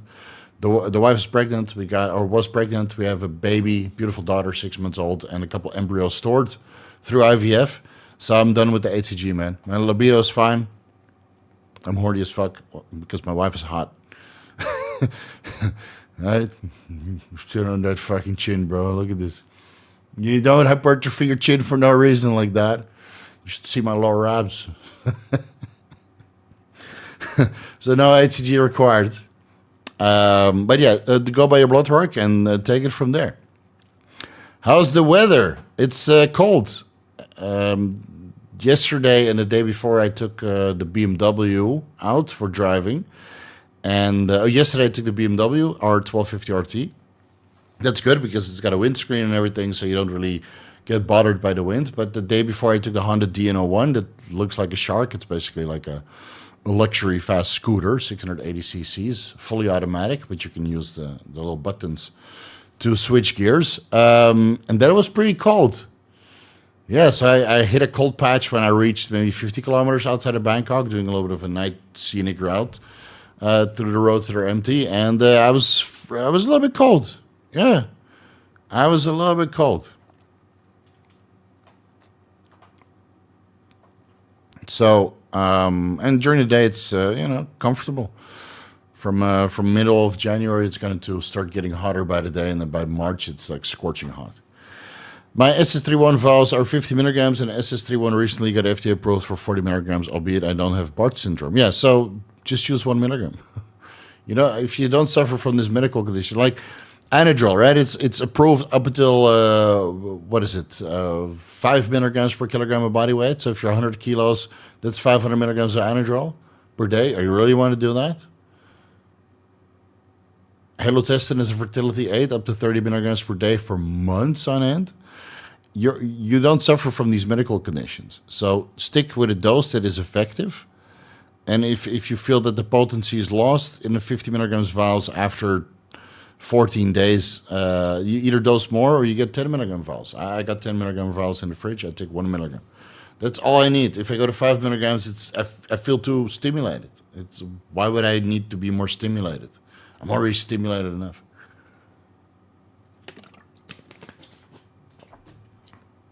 And you don't have such mitochondrial dysfunction that you need 40 milligrams more SS31, dude.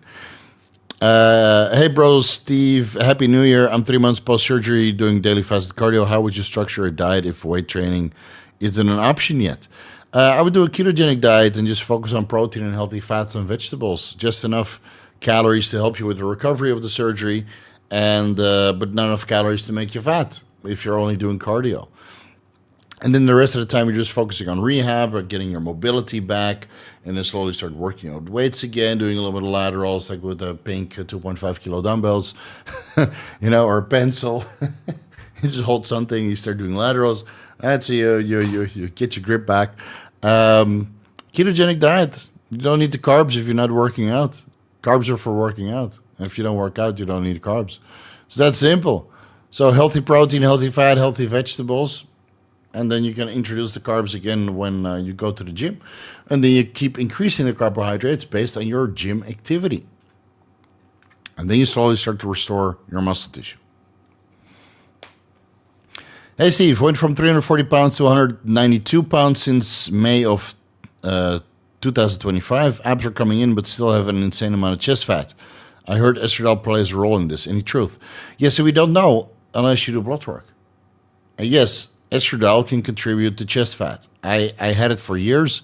The only way I would get rid of my chest fat is if I were to diet so hard that I would lose my chest muscles and my tricep muscles and my quad muscles. So I would look not good from a bodybuilding perspective.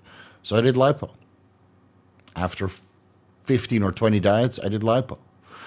I manipulated my estradiol with Nolvadex, with tamoxifen, with raloxifene, with aromatase inhibitors, with low test and high DHTs. And I after a while, I was like, fuck this, man. I'm tired of this shit, abusing drugs for marginal effects.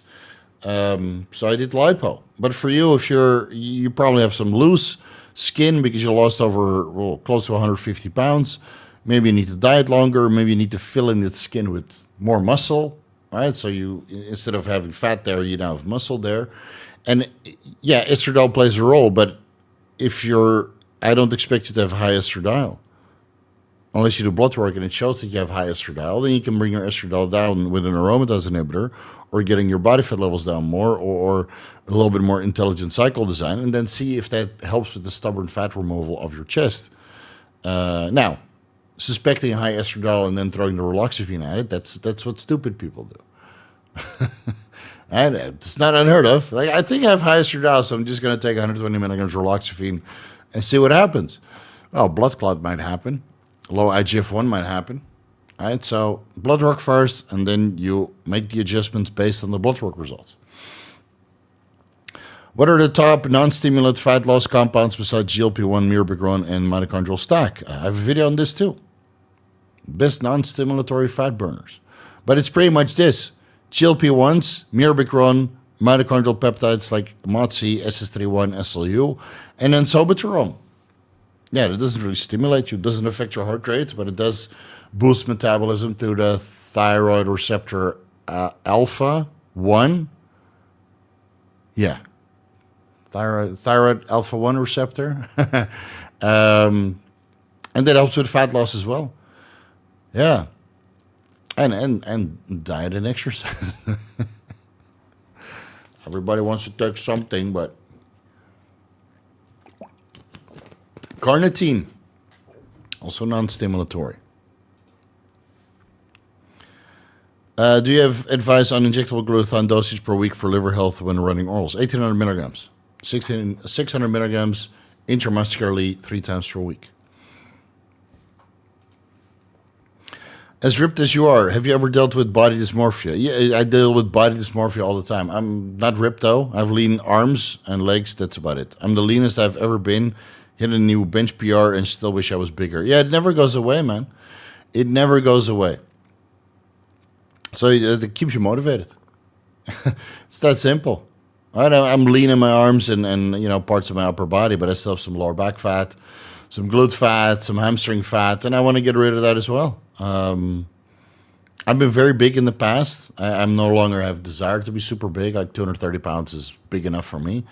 There's always people bigger than me. I don't feel the need to get up to their size and dominate them. I really don't care. I just want to be lean and functional and live a healthy life. And for that, I don't need much. So I'm going to continue my diet, and eventually I'm happy with my leanness, and I'll increase the calories a little bit, and then I'll focus on gaining some size. And if I cheat on my diet, fuck it. I don't have a deadline. It's a lifestyle. How long would you say the benefits lasted from the cerebrolysin treatment? Wanted to give it a shot, feeling like I got a caveman brain from 12 years of shift work and heavy training. I would say 6 months after that last experiment from 5 milliliters to 10 milliliters for 60 days. And then again, I took Tren and high-dose cycle, and even though I took Fluvoxamine, which helps with neurogenesis. It's a lower dose than I did before. So technically I should be ready for another cycle, but I'm just tired of injecting. So I'm just going to train less hard and take less drugs. And fingers crossed the 50 milligrams fluvoxamine is more than enough to bring some neurogenesis back and not be a stupid, roided up bodybuilder for a while. You know, can be a meathead all the time, you know. I lift weights, chew bubble gum, and I'm all out of gum. Had labs done recently. IGF-1 is 256, estradiol 38, prolactin 37, which is pretty high, which I'm guessing was from 10 weeks of training. Hey, could be. We're running vitamin B6, P5P, 100 milligrams daily with, it's 100 micrograms. Is that milligrams or micrograms? Vitamin B6, P5P. Oh, no, it's 100 milligrams. Sorry. Yeah, 100 milligrams. Add some 500 milligrams L-tyrosine to that, so you have the building blocks for dopamine. Because vitamin B6, P5P, when you take that, it converts precursors, L-tyrosine, into dopamine downstream. So you could take vitamin B6, P5P all you want, but if there's no L-tyrosine there, then you're going to produce less dopamine. And I would say that 25 milligrams vitamin B6, P5P with 500 milligrams L-tyrosine 3 to 4 times per day is enough. Quarter Arimidex help bring that down. I wouldn't take Arimidex. You take whatever protocol you have because your estradiol is 38 and that's totally fine. But your prolactin is very, very high. Yeah, prolactin is very, very high. So I think maybe take half a milligram K-Borgol line to crush that from a prolactin a dopamine receptor agonist perspective. And then you keep suppressing the prolactin production, by elevating your dopamine levels with 500 milligrams L-tyrosine and 25 milligrams vitamin B6 P5P. Yes, this is the way.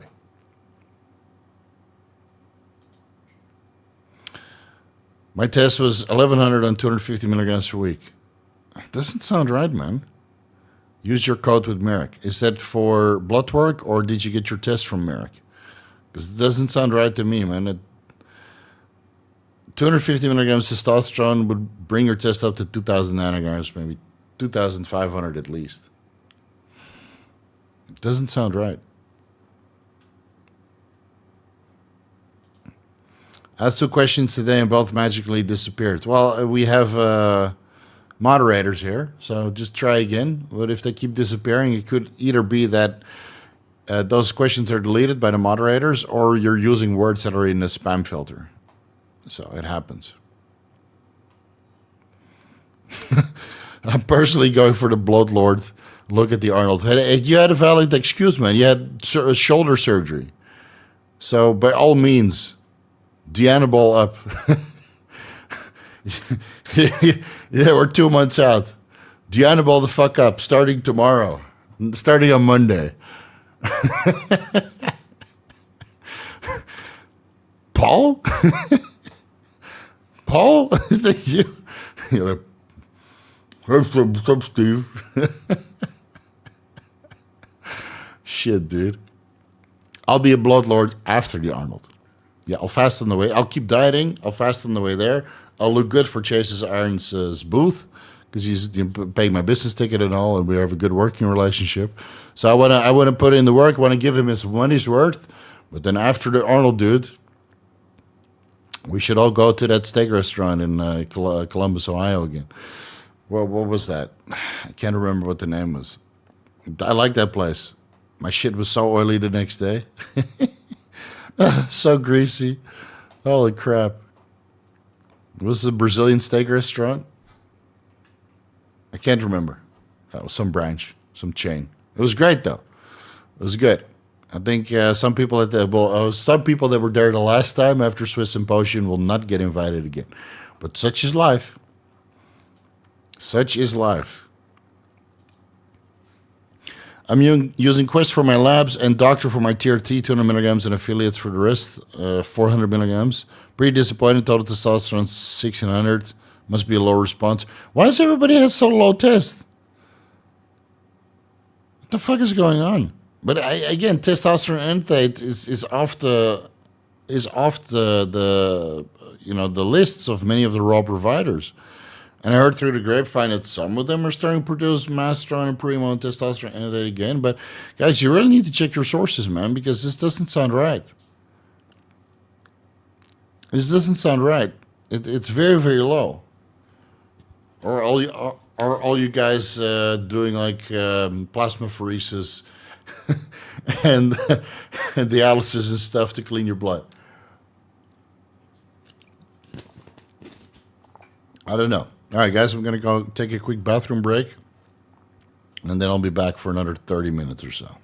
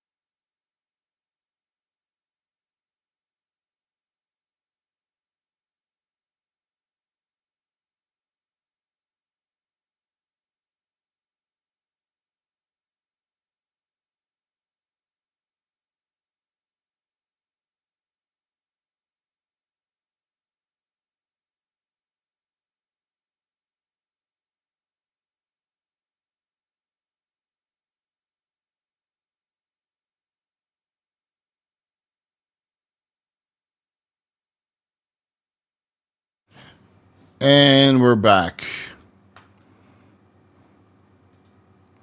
Zionic can't stop spamming.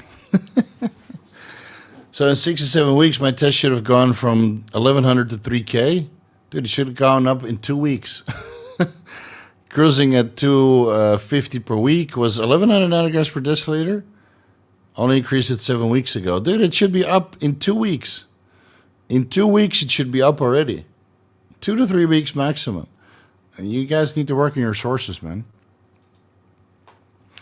Is Masteron really gone forever? Seems like a nightmare. Yeah, it's not gone forever, but until somebody picks up the slack. And again, there's a lot of demand. There's so many competitors and so many Masteron fanboys that the people who have access to it, they buy up the whole lot, and then it's only available to a select few people because it's just limited supply. And it will come back, and it will be probably double the price for a while, and then slowly the price will come down. But that's just the way it goes. This is why I told you guys to stock up. I stocked up. I got plenty of Masteron and Primo here, man. Masteron Enanthate is out of stock for me, but Masteron Propionate, I have boatloads, and Methanol and Enanthate, right? I have boatloads. So, yeah, I told you guys to stock up on GLP-1s too. I hope you did it. You should have an adequate supply, man. At least a year's supply in advance. And I don't even compete. Steve, can I buy yours? No. Don't even ask. It's mine. I don't know how long this drought is going to last. And I hear through the grapevine that some of the producers, some of my affiliates are ready to produce Masteron and Primo again. But until it hits the market, then I'm just going to remain skeptical and keep with the stack that I have. At least the people that I work with, they always have third-party testing. They test their raws before they produce. Well, why would you produce if the raws are not legit, right? Because then the customer will not be happy, and you need to offload everything in some dumping ground. So, yeah. Here in Europe, we have normal flow of Primo Masteron. Are you sure about that? It's a worldwide thing because all the raws are coming from China. So there's a select few raw providers that still have Primo and Masteron for sale for a markup. Some of the sources can get those, but those sources are worldwide. And I see a lot of fakes, man. So in Europe, Europeans are just as dumb as Americans when it comes to this kind of stuff. They don't test their shit. And say, where's my blood work off? Oh, because it's not legit. Go test it. What's a good way to stimulate your appetite? Thinking GHRP2 or 6. I think GHRP6 and MK677 are probably the best ways to stimulate your appetite if you were after a growth hormone secretagogue. And then Periactin, a antihistamine. Was that an antihistamine? Periactin. Cyprophentidine. Yeah, blocks histamine. So that as a side effect has appetite stimulation. And it's a very potent appetite stimulant. But my appetite is always good. So I would never need to use that. But GHRP6, MK677, or Periactin, that's the best way to increase your appetite. Thoughts on studies showing the injection fraction worsening over time in steroid users. Does a healthy lifestyle, blood pressure control, angiotensin or beta blocker offset the low injection fraction? I didn't read those studies, so I'm not sure what they investigated or what the legitimacy of those is, or if they're just observational studies, right? Are they actual studies where they track people using steroids over the course of a decade, or just, oh, we see some steroid users have poor ejection fraction due to left ventricular hypertrophy, and they didn't take blood pressure management, or they didn't do their daily fasted cardio. Like, I've been taking steroids for over a decade, right? My ejection fraction is normal. It's actually better than normal, better than average. It's like close to 70%, 68 to 72, depending on the equipment that we use, right? Whether that's an MRI, CT scan, or a echocardiogram. I'm doing an echocardiogram sometime in January again, with an MRI, my stomach, and some ultrasounds, and just making sure my organs are okay for another year of experiments and abuse. But it's not abuse if you end up healthy, right? When you just used enough to get by. Yeah, a lot of people are just stupid, man. They don't take blood pressure medications. They don't take beta blockers when needed. They don't do their daily fasted cardio. Like, I hate to tell it, but the bodybuilding community, even though I tried my absolute best to contribute to it, like, the bodybuilders are getting smarter, but the gym rats are just starting out with the steroids and stuff. They're the dumbest fucking creatures on the planet. And it's like they don't know how to find the information. As I can tell from the questions, the information is already there. It's literally all there on the YouTube channel. It's literally all there. There's almost nothing new that I need to make besides maybe a couple more deep dives. But regarding heart health, I got at least 5 videos. Just people don't want to do the research. People don't want to watch. And for that, due to their own stupidity, negligence, and laziness, they deserve to get problems with their heart. Not everybody's going to make it. Not everybody is smart enough to prevent these negative side effects of steroids. And God or nature will sort them out. You can make sure that you don't get sorted out by doing your due diligence researching, as did I. And I gave you guys the information for free. All you have to do is like, comment, and sit through a couple ads. Unless you have YouTube Premium, then you don't have to see the ads. But yeah, people in the space are just dumb as a door. And even though I tried my absolute best to contribute to it and give you the information to make better decisions, there's literally no excuse. There's zero fucking excuse to make these mistakes, but people still do. Because they're complacent. Right? The information is out there how to get financially secure. People are still broke. The information is out there to learn anything you could possibly want to learn about, but people are still uneducated. I taught myself how to be a good parent. I taught myself about everything about motorcycles. I taught myself everything about steroids. And I all found it on the internet. You just have to spend time. So instead of watching Stranger Things or Game of Thrones or some other dumbass soap series with a bad ending, I watched both, the ending, spend some time educating yourself and then ask the questions online. You know, what about...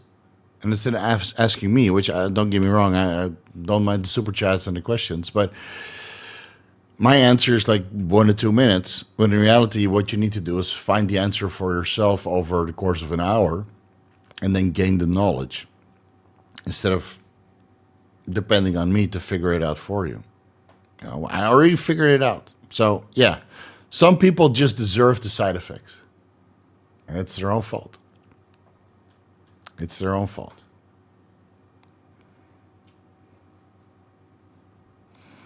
See you at the Arnold. See you there. Hope to see you there. It'll be good to see you again. Last time was Swiss Symposium, I think. Or did I see you at the Mr. Olympia also? I can't remember. What? 300 milligrams of underground gear puts me at 1100 total testosterone? You're not using my sources, man. Happy New Year. Advice to manage blood in range for TRT hematocrit platelets. Saw info that naringenin helps with hematocrit fluid less. Green tea, anything can help keep it in range. Yeah, hydration, guys. Hydration. Go in hydrated. Manage your sleep. Manage your sleep apnea with a CPAP machine. Yes, naringenin can help. Red meat has iron, which you need for red blood cell production, and making yourself anemic by reducing your iron intake also messes with your neurotransmitters and all other functions that are iron dependent. So yes, iron is needed for oxygen transport through the in the hemoglobin through the red blood cells, but iron is also needed for neurotransmitter synthesis. So by going anemic, by restricting your iron intake, that also messes with your brain activity. So I wouldn't do that. Keep your serum iron in the middle of the range. And but most guys that are on TRT that have high hematocrit, they have sleep apnea. They're just too fat. And being too fat caused them to need TRT, when in reality they just needed to get their weight down, which brought their testosterone levels up because now they're healthier. And their hematocrit down because now they don't have sleep apnea and they don't need to lift this humongous amount of disgusting fat off their chest or shoulders or neck when they're sleeping. So the bottom line is get leaner. And then there's naringenin or IP6 or high-dose methylene blue or enalapril. There's so many options you can look into, but the core needs to be there. A healthy lifestyle first. And then if that doesn't fix it, then you can look into the enalapril, the methylene blue, the naringenin, the grapefruit, the blood donation, the fluids, reducing red meat, green tea, the ECGC, epigalathin, galate, or whatever, right? That lowers hematocrit. But I think you just need to lose weight, like so many others on TRT.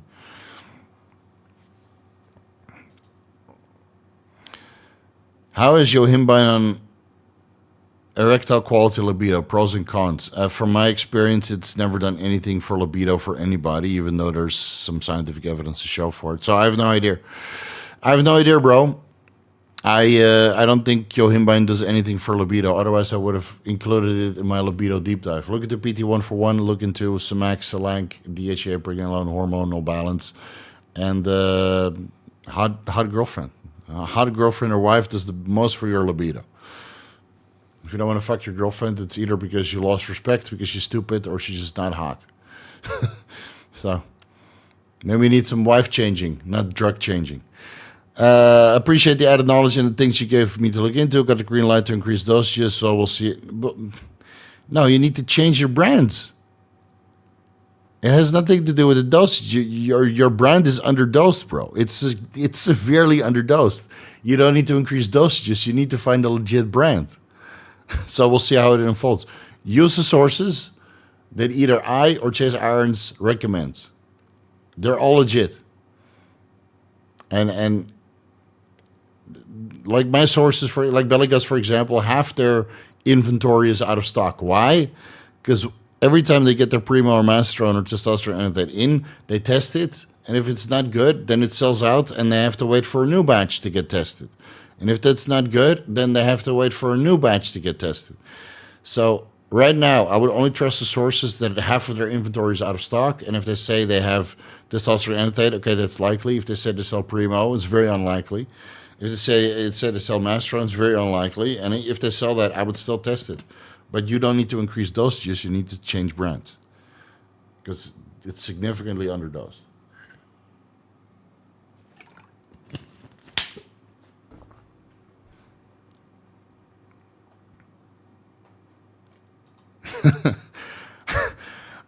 Paul says, I try to tell you Cheesecake Factory is trash. Shit sits in my stomach for your like a brick. Yeah, yeah, but there's one other cheesecake place in Thailand that sells good cheesecakes. It's called Cheesecake by Dow.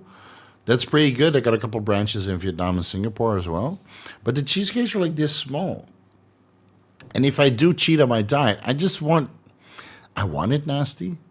So I don't eat too much. Like I just want to have cheesecake, feel nauseous and feel fucked up and digestive issues. So I'm like, okay, I'll do this like once every two to 3 months. So I need the nastiness. So I don't do it too often. Imagine if there's cheesecake that digests perfectly with protein in it and a good amount of vitamins. You would eat that shit every day. I'd be so fucking fat, bro. And same as with alcohol. I just need to be wrecked the next day. So I'm like, okay, I don't want to drink any alcohol for like the next 2 or 3 months. And then the memory of feeling wrecked fades, and then you're like, you know what? It's fine. Let's do another round. And then you're wrecked again. And you're like, fuck, I shouldn't have done this. I knew better. So yeah, tomorrow I'll have some nice Thai food, digest easy. Yeah, some rice, some protein. Maybe a scoop of matcha ice cream afterwards. Do some walking around, get your 10-minute, 15-minute walks in post food abuse, which is Thai food, which is totally fine. It's protein, carbs, and fats, all healthy, not too processed. Good amount of spices, and then I'll walk around, and then if I see a cookie that I want to eat, then I'll buy a cookie on the way home. And that's my cheat meal. A Cheesecake Factory, oh man, you're wrecked for hours. Steve, I don't want to be a bodybuilder. I just want that lean look where you can get all the ladies. Besides test and Anavar cycling on and off, do I really need any of these steroids? You don't even need the Anavar, dude. It's just a body fat thing. I know plenty of guys on TRT that looks absolutely great and get all the ladies. Test DHEA, pregnenolone, HCG maybe if you want to impregnate. What's the fucking point, man? What's the point? But yeah, test will get you there. I know plenty of guys in TRT that get laid. And honestly, women don't know the fucking difference, man. You take your shirt off, the lights are half dim. Do you think that they like, this guy's an Anavar is going to fuck me that much harder? I'm so horny right now. I'm fucking sliding off the bed. Fuck. Because he's on Anavar. They don't know. They don't know. All they care about is if you have some game and if your dick works. So you could just be on test DHEA and pregnenolone, or just test an HCG, or only test. And if you have a moderate game and you're lean and you look fuckable and you're funny, then it doesn't matter if Anavar is in the picture or not in the picture. They have no idea, man. Dude, when I was traveling through Asia, I still got laid in every country with locals or traveling girls, and I had the fucking dad bod, dude. And I pulled some nice chicks. So, but you need some style and some. It's not difficult to get laid. Maybe now it is. People are cooked. People are cooked. You have social media and OnlyFans. Hey, Steve, any advice for getting back on track? Been a competitive bodybuilder for 4 years and work was busy during the holidays and I fell off track. So what, you fell off track for 2 weeks? Just get back into the routine, man. What are you talking about? Just get back into the routine. It's been 2 weeks. The fuck? Just get back on track. Contact your coach and just go back on the program. Non-GLP-1 NKR. What are you talking about? Non-GLP-1 nor stimulant drug to control appetite. Benjamin, you keep asking, but we've discussed this so many times, and also through email. So, you want me to tell you to use tesofensine or melanotan 2, bolidrose growth hormone? Man, stop it, dude. Come on, clean out. You've been partying. It's time to clean out. It's enough. It really, I'm serious now. It's enough. It's enough drugs, Benjamin. Cut it out.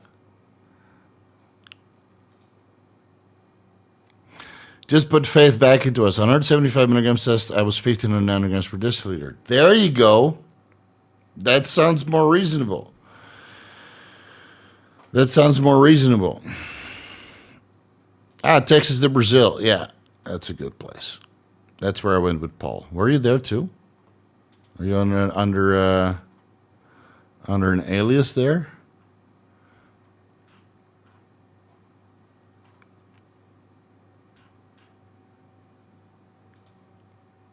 Last time I think I saw you at the Mr. Olympia, your wife was with you. Yeah, she won't be coming this year because she's on baby duty. Yeah, I'll bring her again. I'll bring my daughter and my son when they're when they can walk. But until that time, I'll just come solo.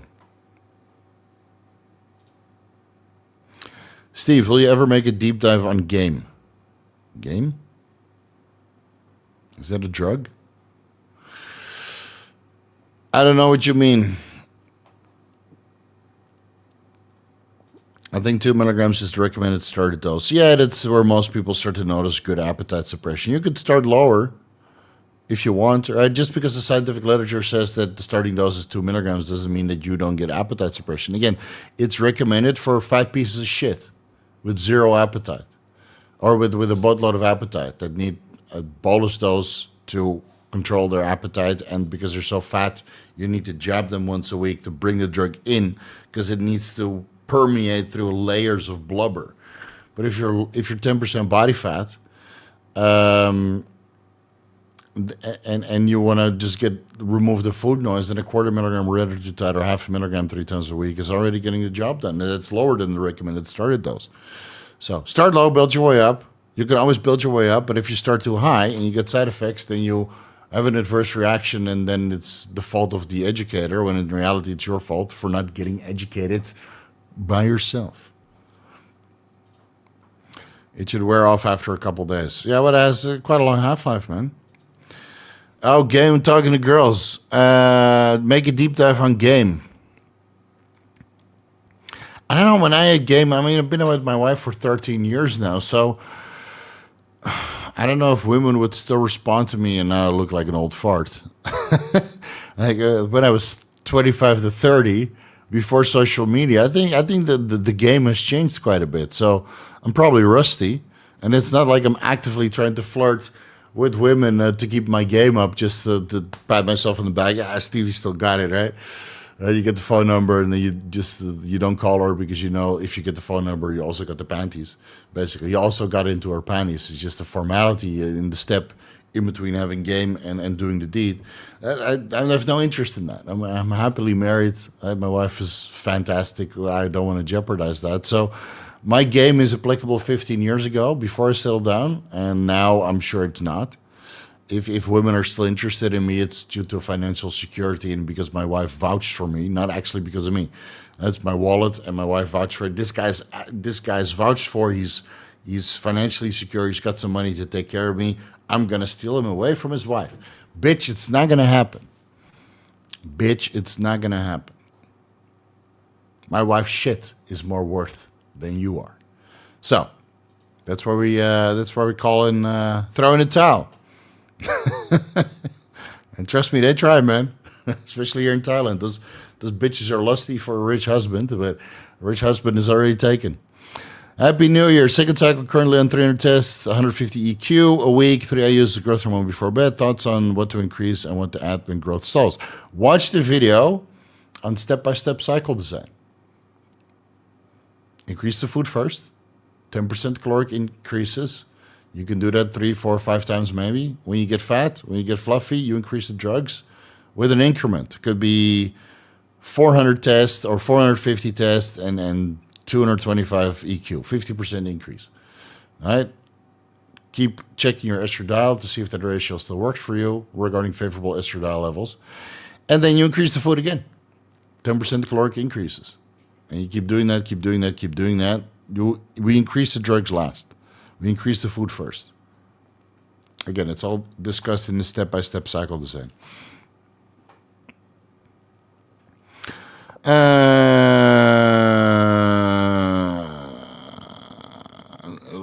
think Lee Priest is full of shit.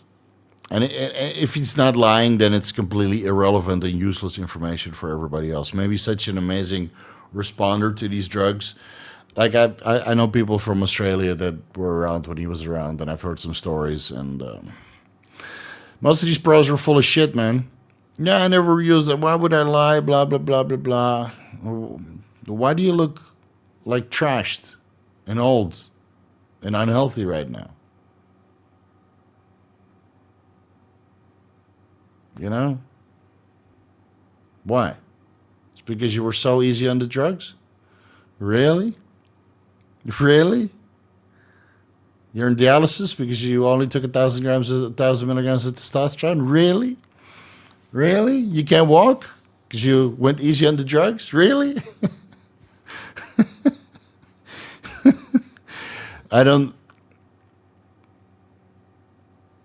I've had guys on my podcast lie through their fucking teeth on what they're using, and I'm sitting there biting my fucking lips because I don't want to put them on the spot. But it's only these guys run like 3.5 grams a test.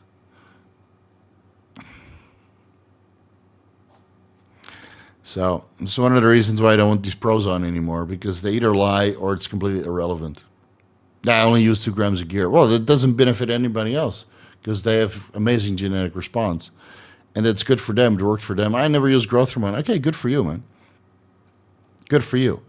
But I would rather, at this point, listen to a guy who's tried everything between here and the sun and learned from that and figured out what works and what didn't work than some pro with good genetics or lying through their teeth about what they did and did not use. Because you can't use that information. It's completely useless.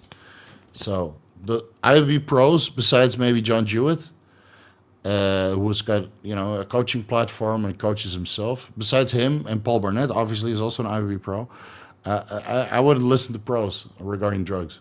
They have no fucking clue.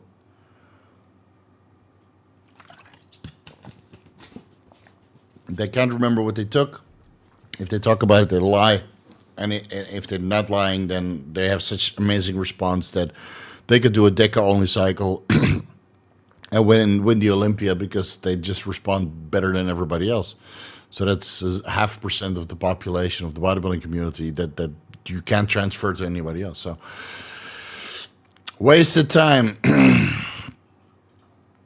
What's your opinion on selenium recommended daily intake? Do you think a total intake from supplements and meat of 400, 500 micrograms is safe long term? There are some negative side effects associated with selenium over 800 micrograms per day. So I would advise everybody to stick to the daily recommended intake of micronutrients that were shown to have negative side effects at particular ranges, like chromium, selenium, copper, couple other ones, but then magnesium has a daily recommended intake of 420 milligrams, 420 baby, 400 milligrams per day. But you can easily increase that to 2,500 milligrams because there's no associated negative side effects. So you'll have to research into each micronutrient to see if it's worth increasing beyond the RDA. But most people get like 400 micrograms from their meat already, and then you supplement with 2 Brazil nuts for another 200 micrograms, 180 micrograms. And unless you're busting nuts 24/7, you're not losing that much selenium in your semen. So you can do the load stack from Gorilla Mind that has some selenium in there. And selenium is good for your metabolism and good for your semen volume. And obviously it's also needed for protein synthesis or protein storage. Was Priest on dialysis? No, but many, many pros have kidney failure. They just don't talk about it. We hear it through the grapevine, right? I don't want to speak for them. That's their private business. But I don't think Lee Priest looks particularly healthy. I mean, he's 50-something years old? Doesn't look like a healthy guy to me.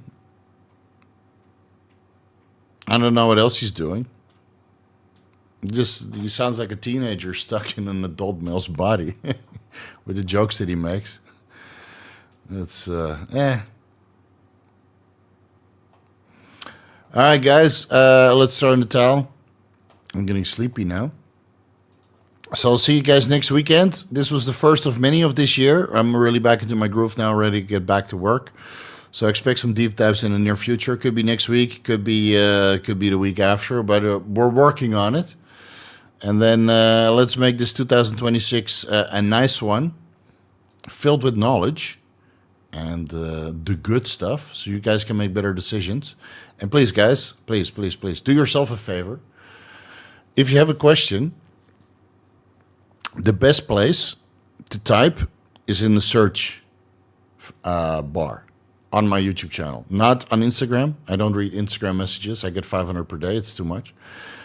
Not even on the Vigorous Q&A, even though I appreciate your memberships and the super chats, obviously, right? That helps me pay for my bills. But the best thing you can do, if you have a question, just type it into the search bar. It's very likely that there's a video on it where I ramble for 30 minutes, where you get the information for free. Again, all you have to do is like, comment if you want to, pay the toll, and sit through a couple ads, and I'll explore everything that could potentially be wrong with you. And for every potential problem, root cause, I offer a solution, which is more information than I give you here on the Vigorous Q&A, because sometimes I forget and sometimes I overlook things. But with the deep dives, I literally make sure that everything is there for you to make better decisions. So that would be your first point of entry, not Instagram DMs, not the Vigorous Q&A, just the search bar on my YouTube channel. All right? You'll be surprised. Right? Do you think I got 166,000 subscribers by accident? You know, do you think I got the biggest educational platform on YouTube about this kind of stuff by accident? No, because all the answers are there. So do yourself a favor, look for the answers yourselves, and if you then can't still piece it together, Vigorous Q&A or a consultation. Enjoy your weekend. I'm going to enjoy some Thai food tomorrow. I hope you guys do the same, and we'll see you on the 10th of Jan, next weekend on Saturday. Peace out.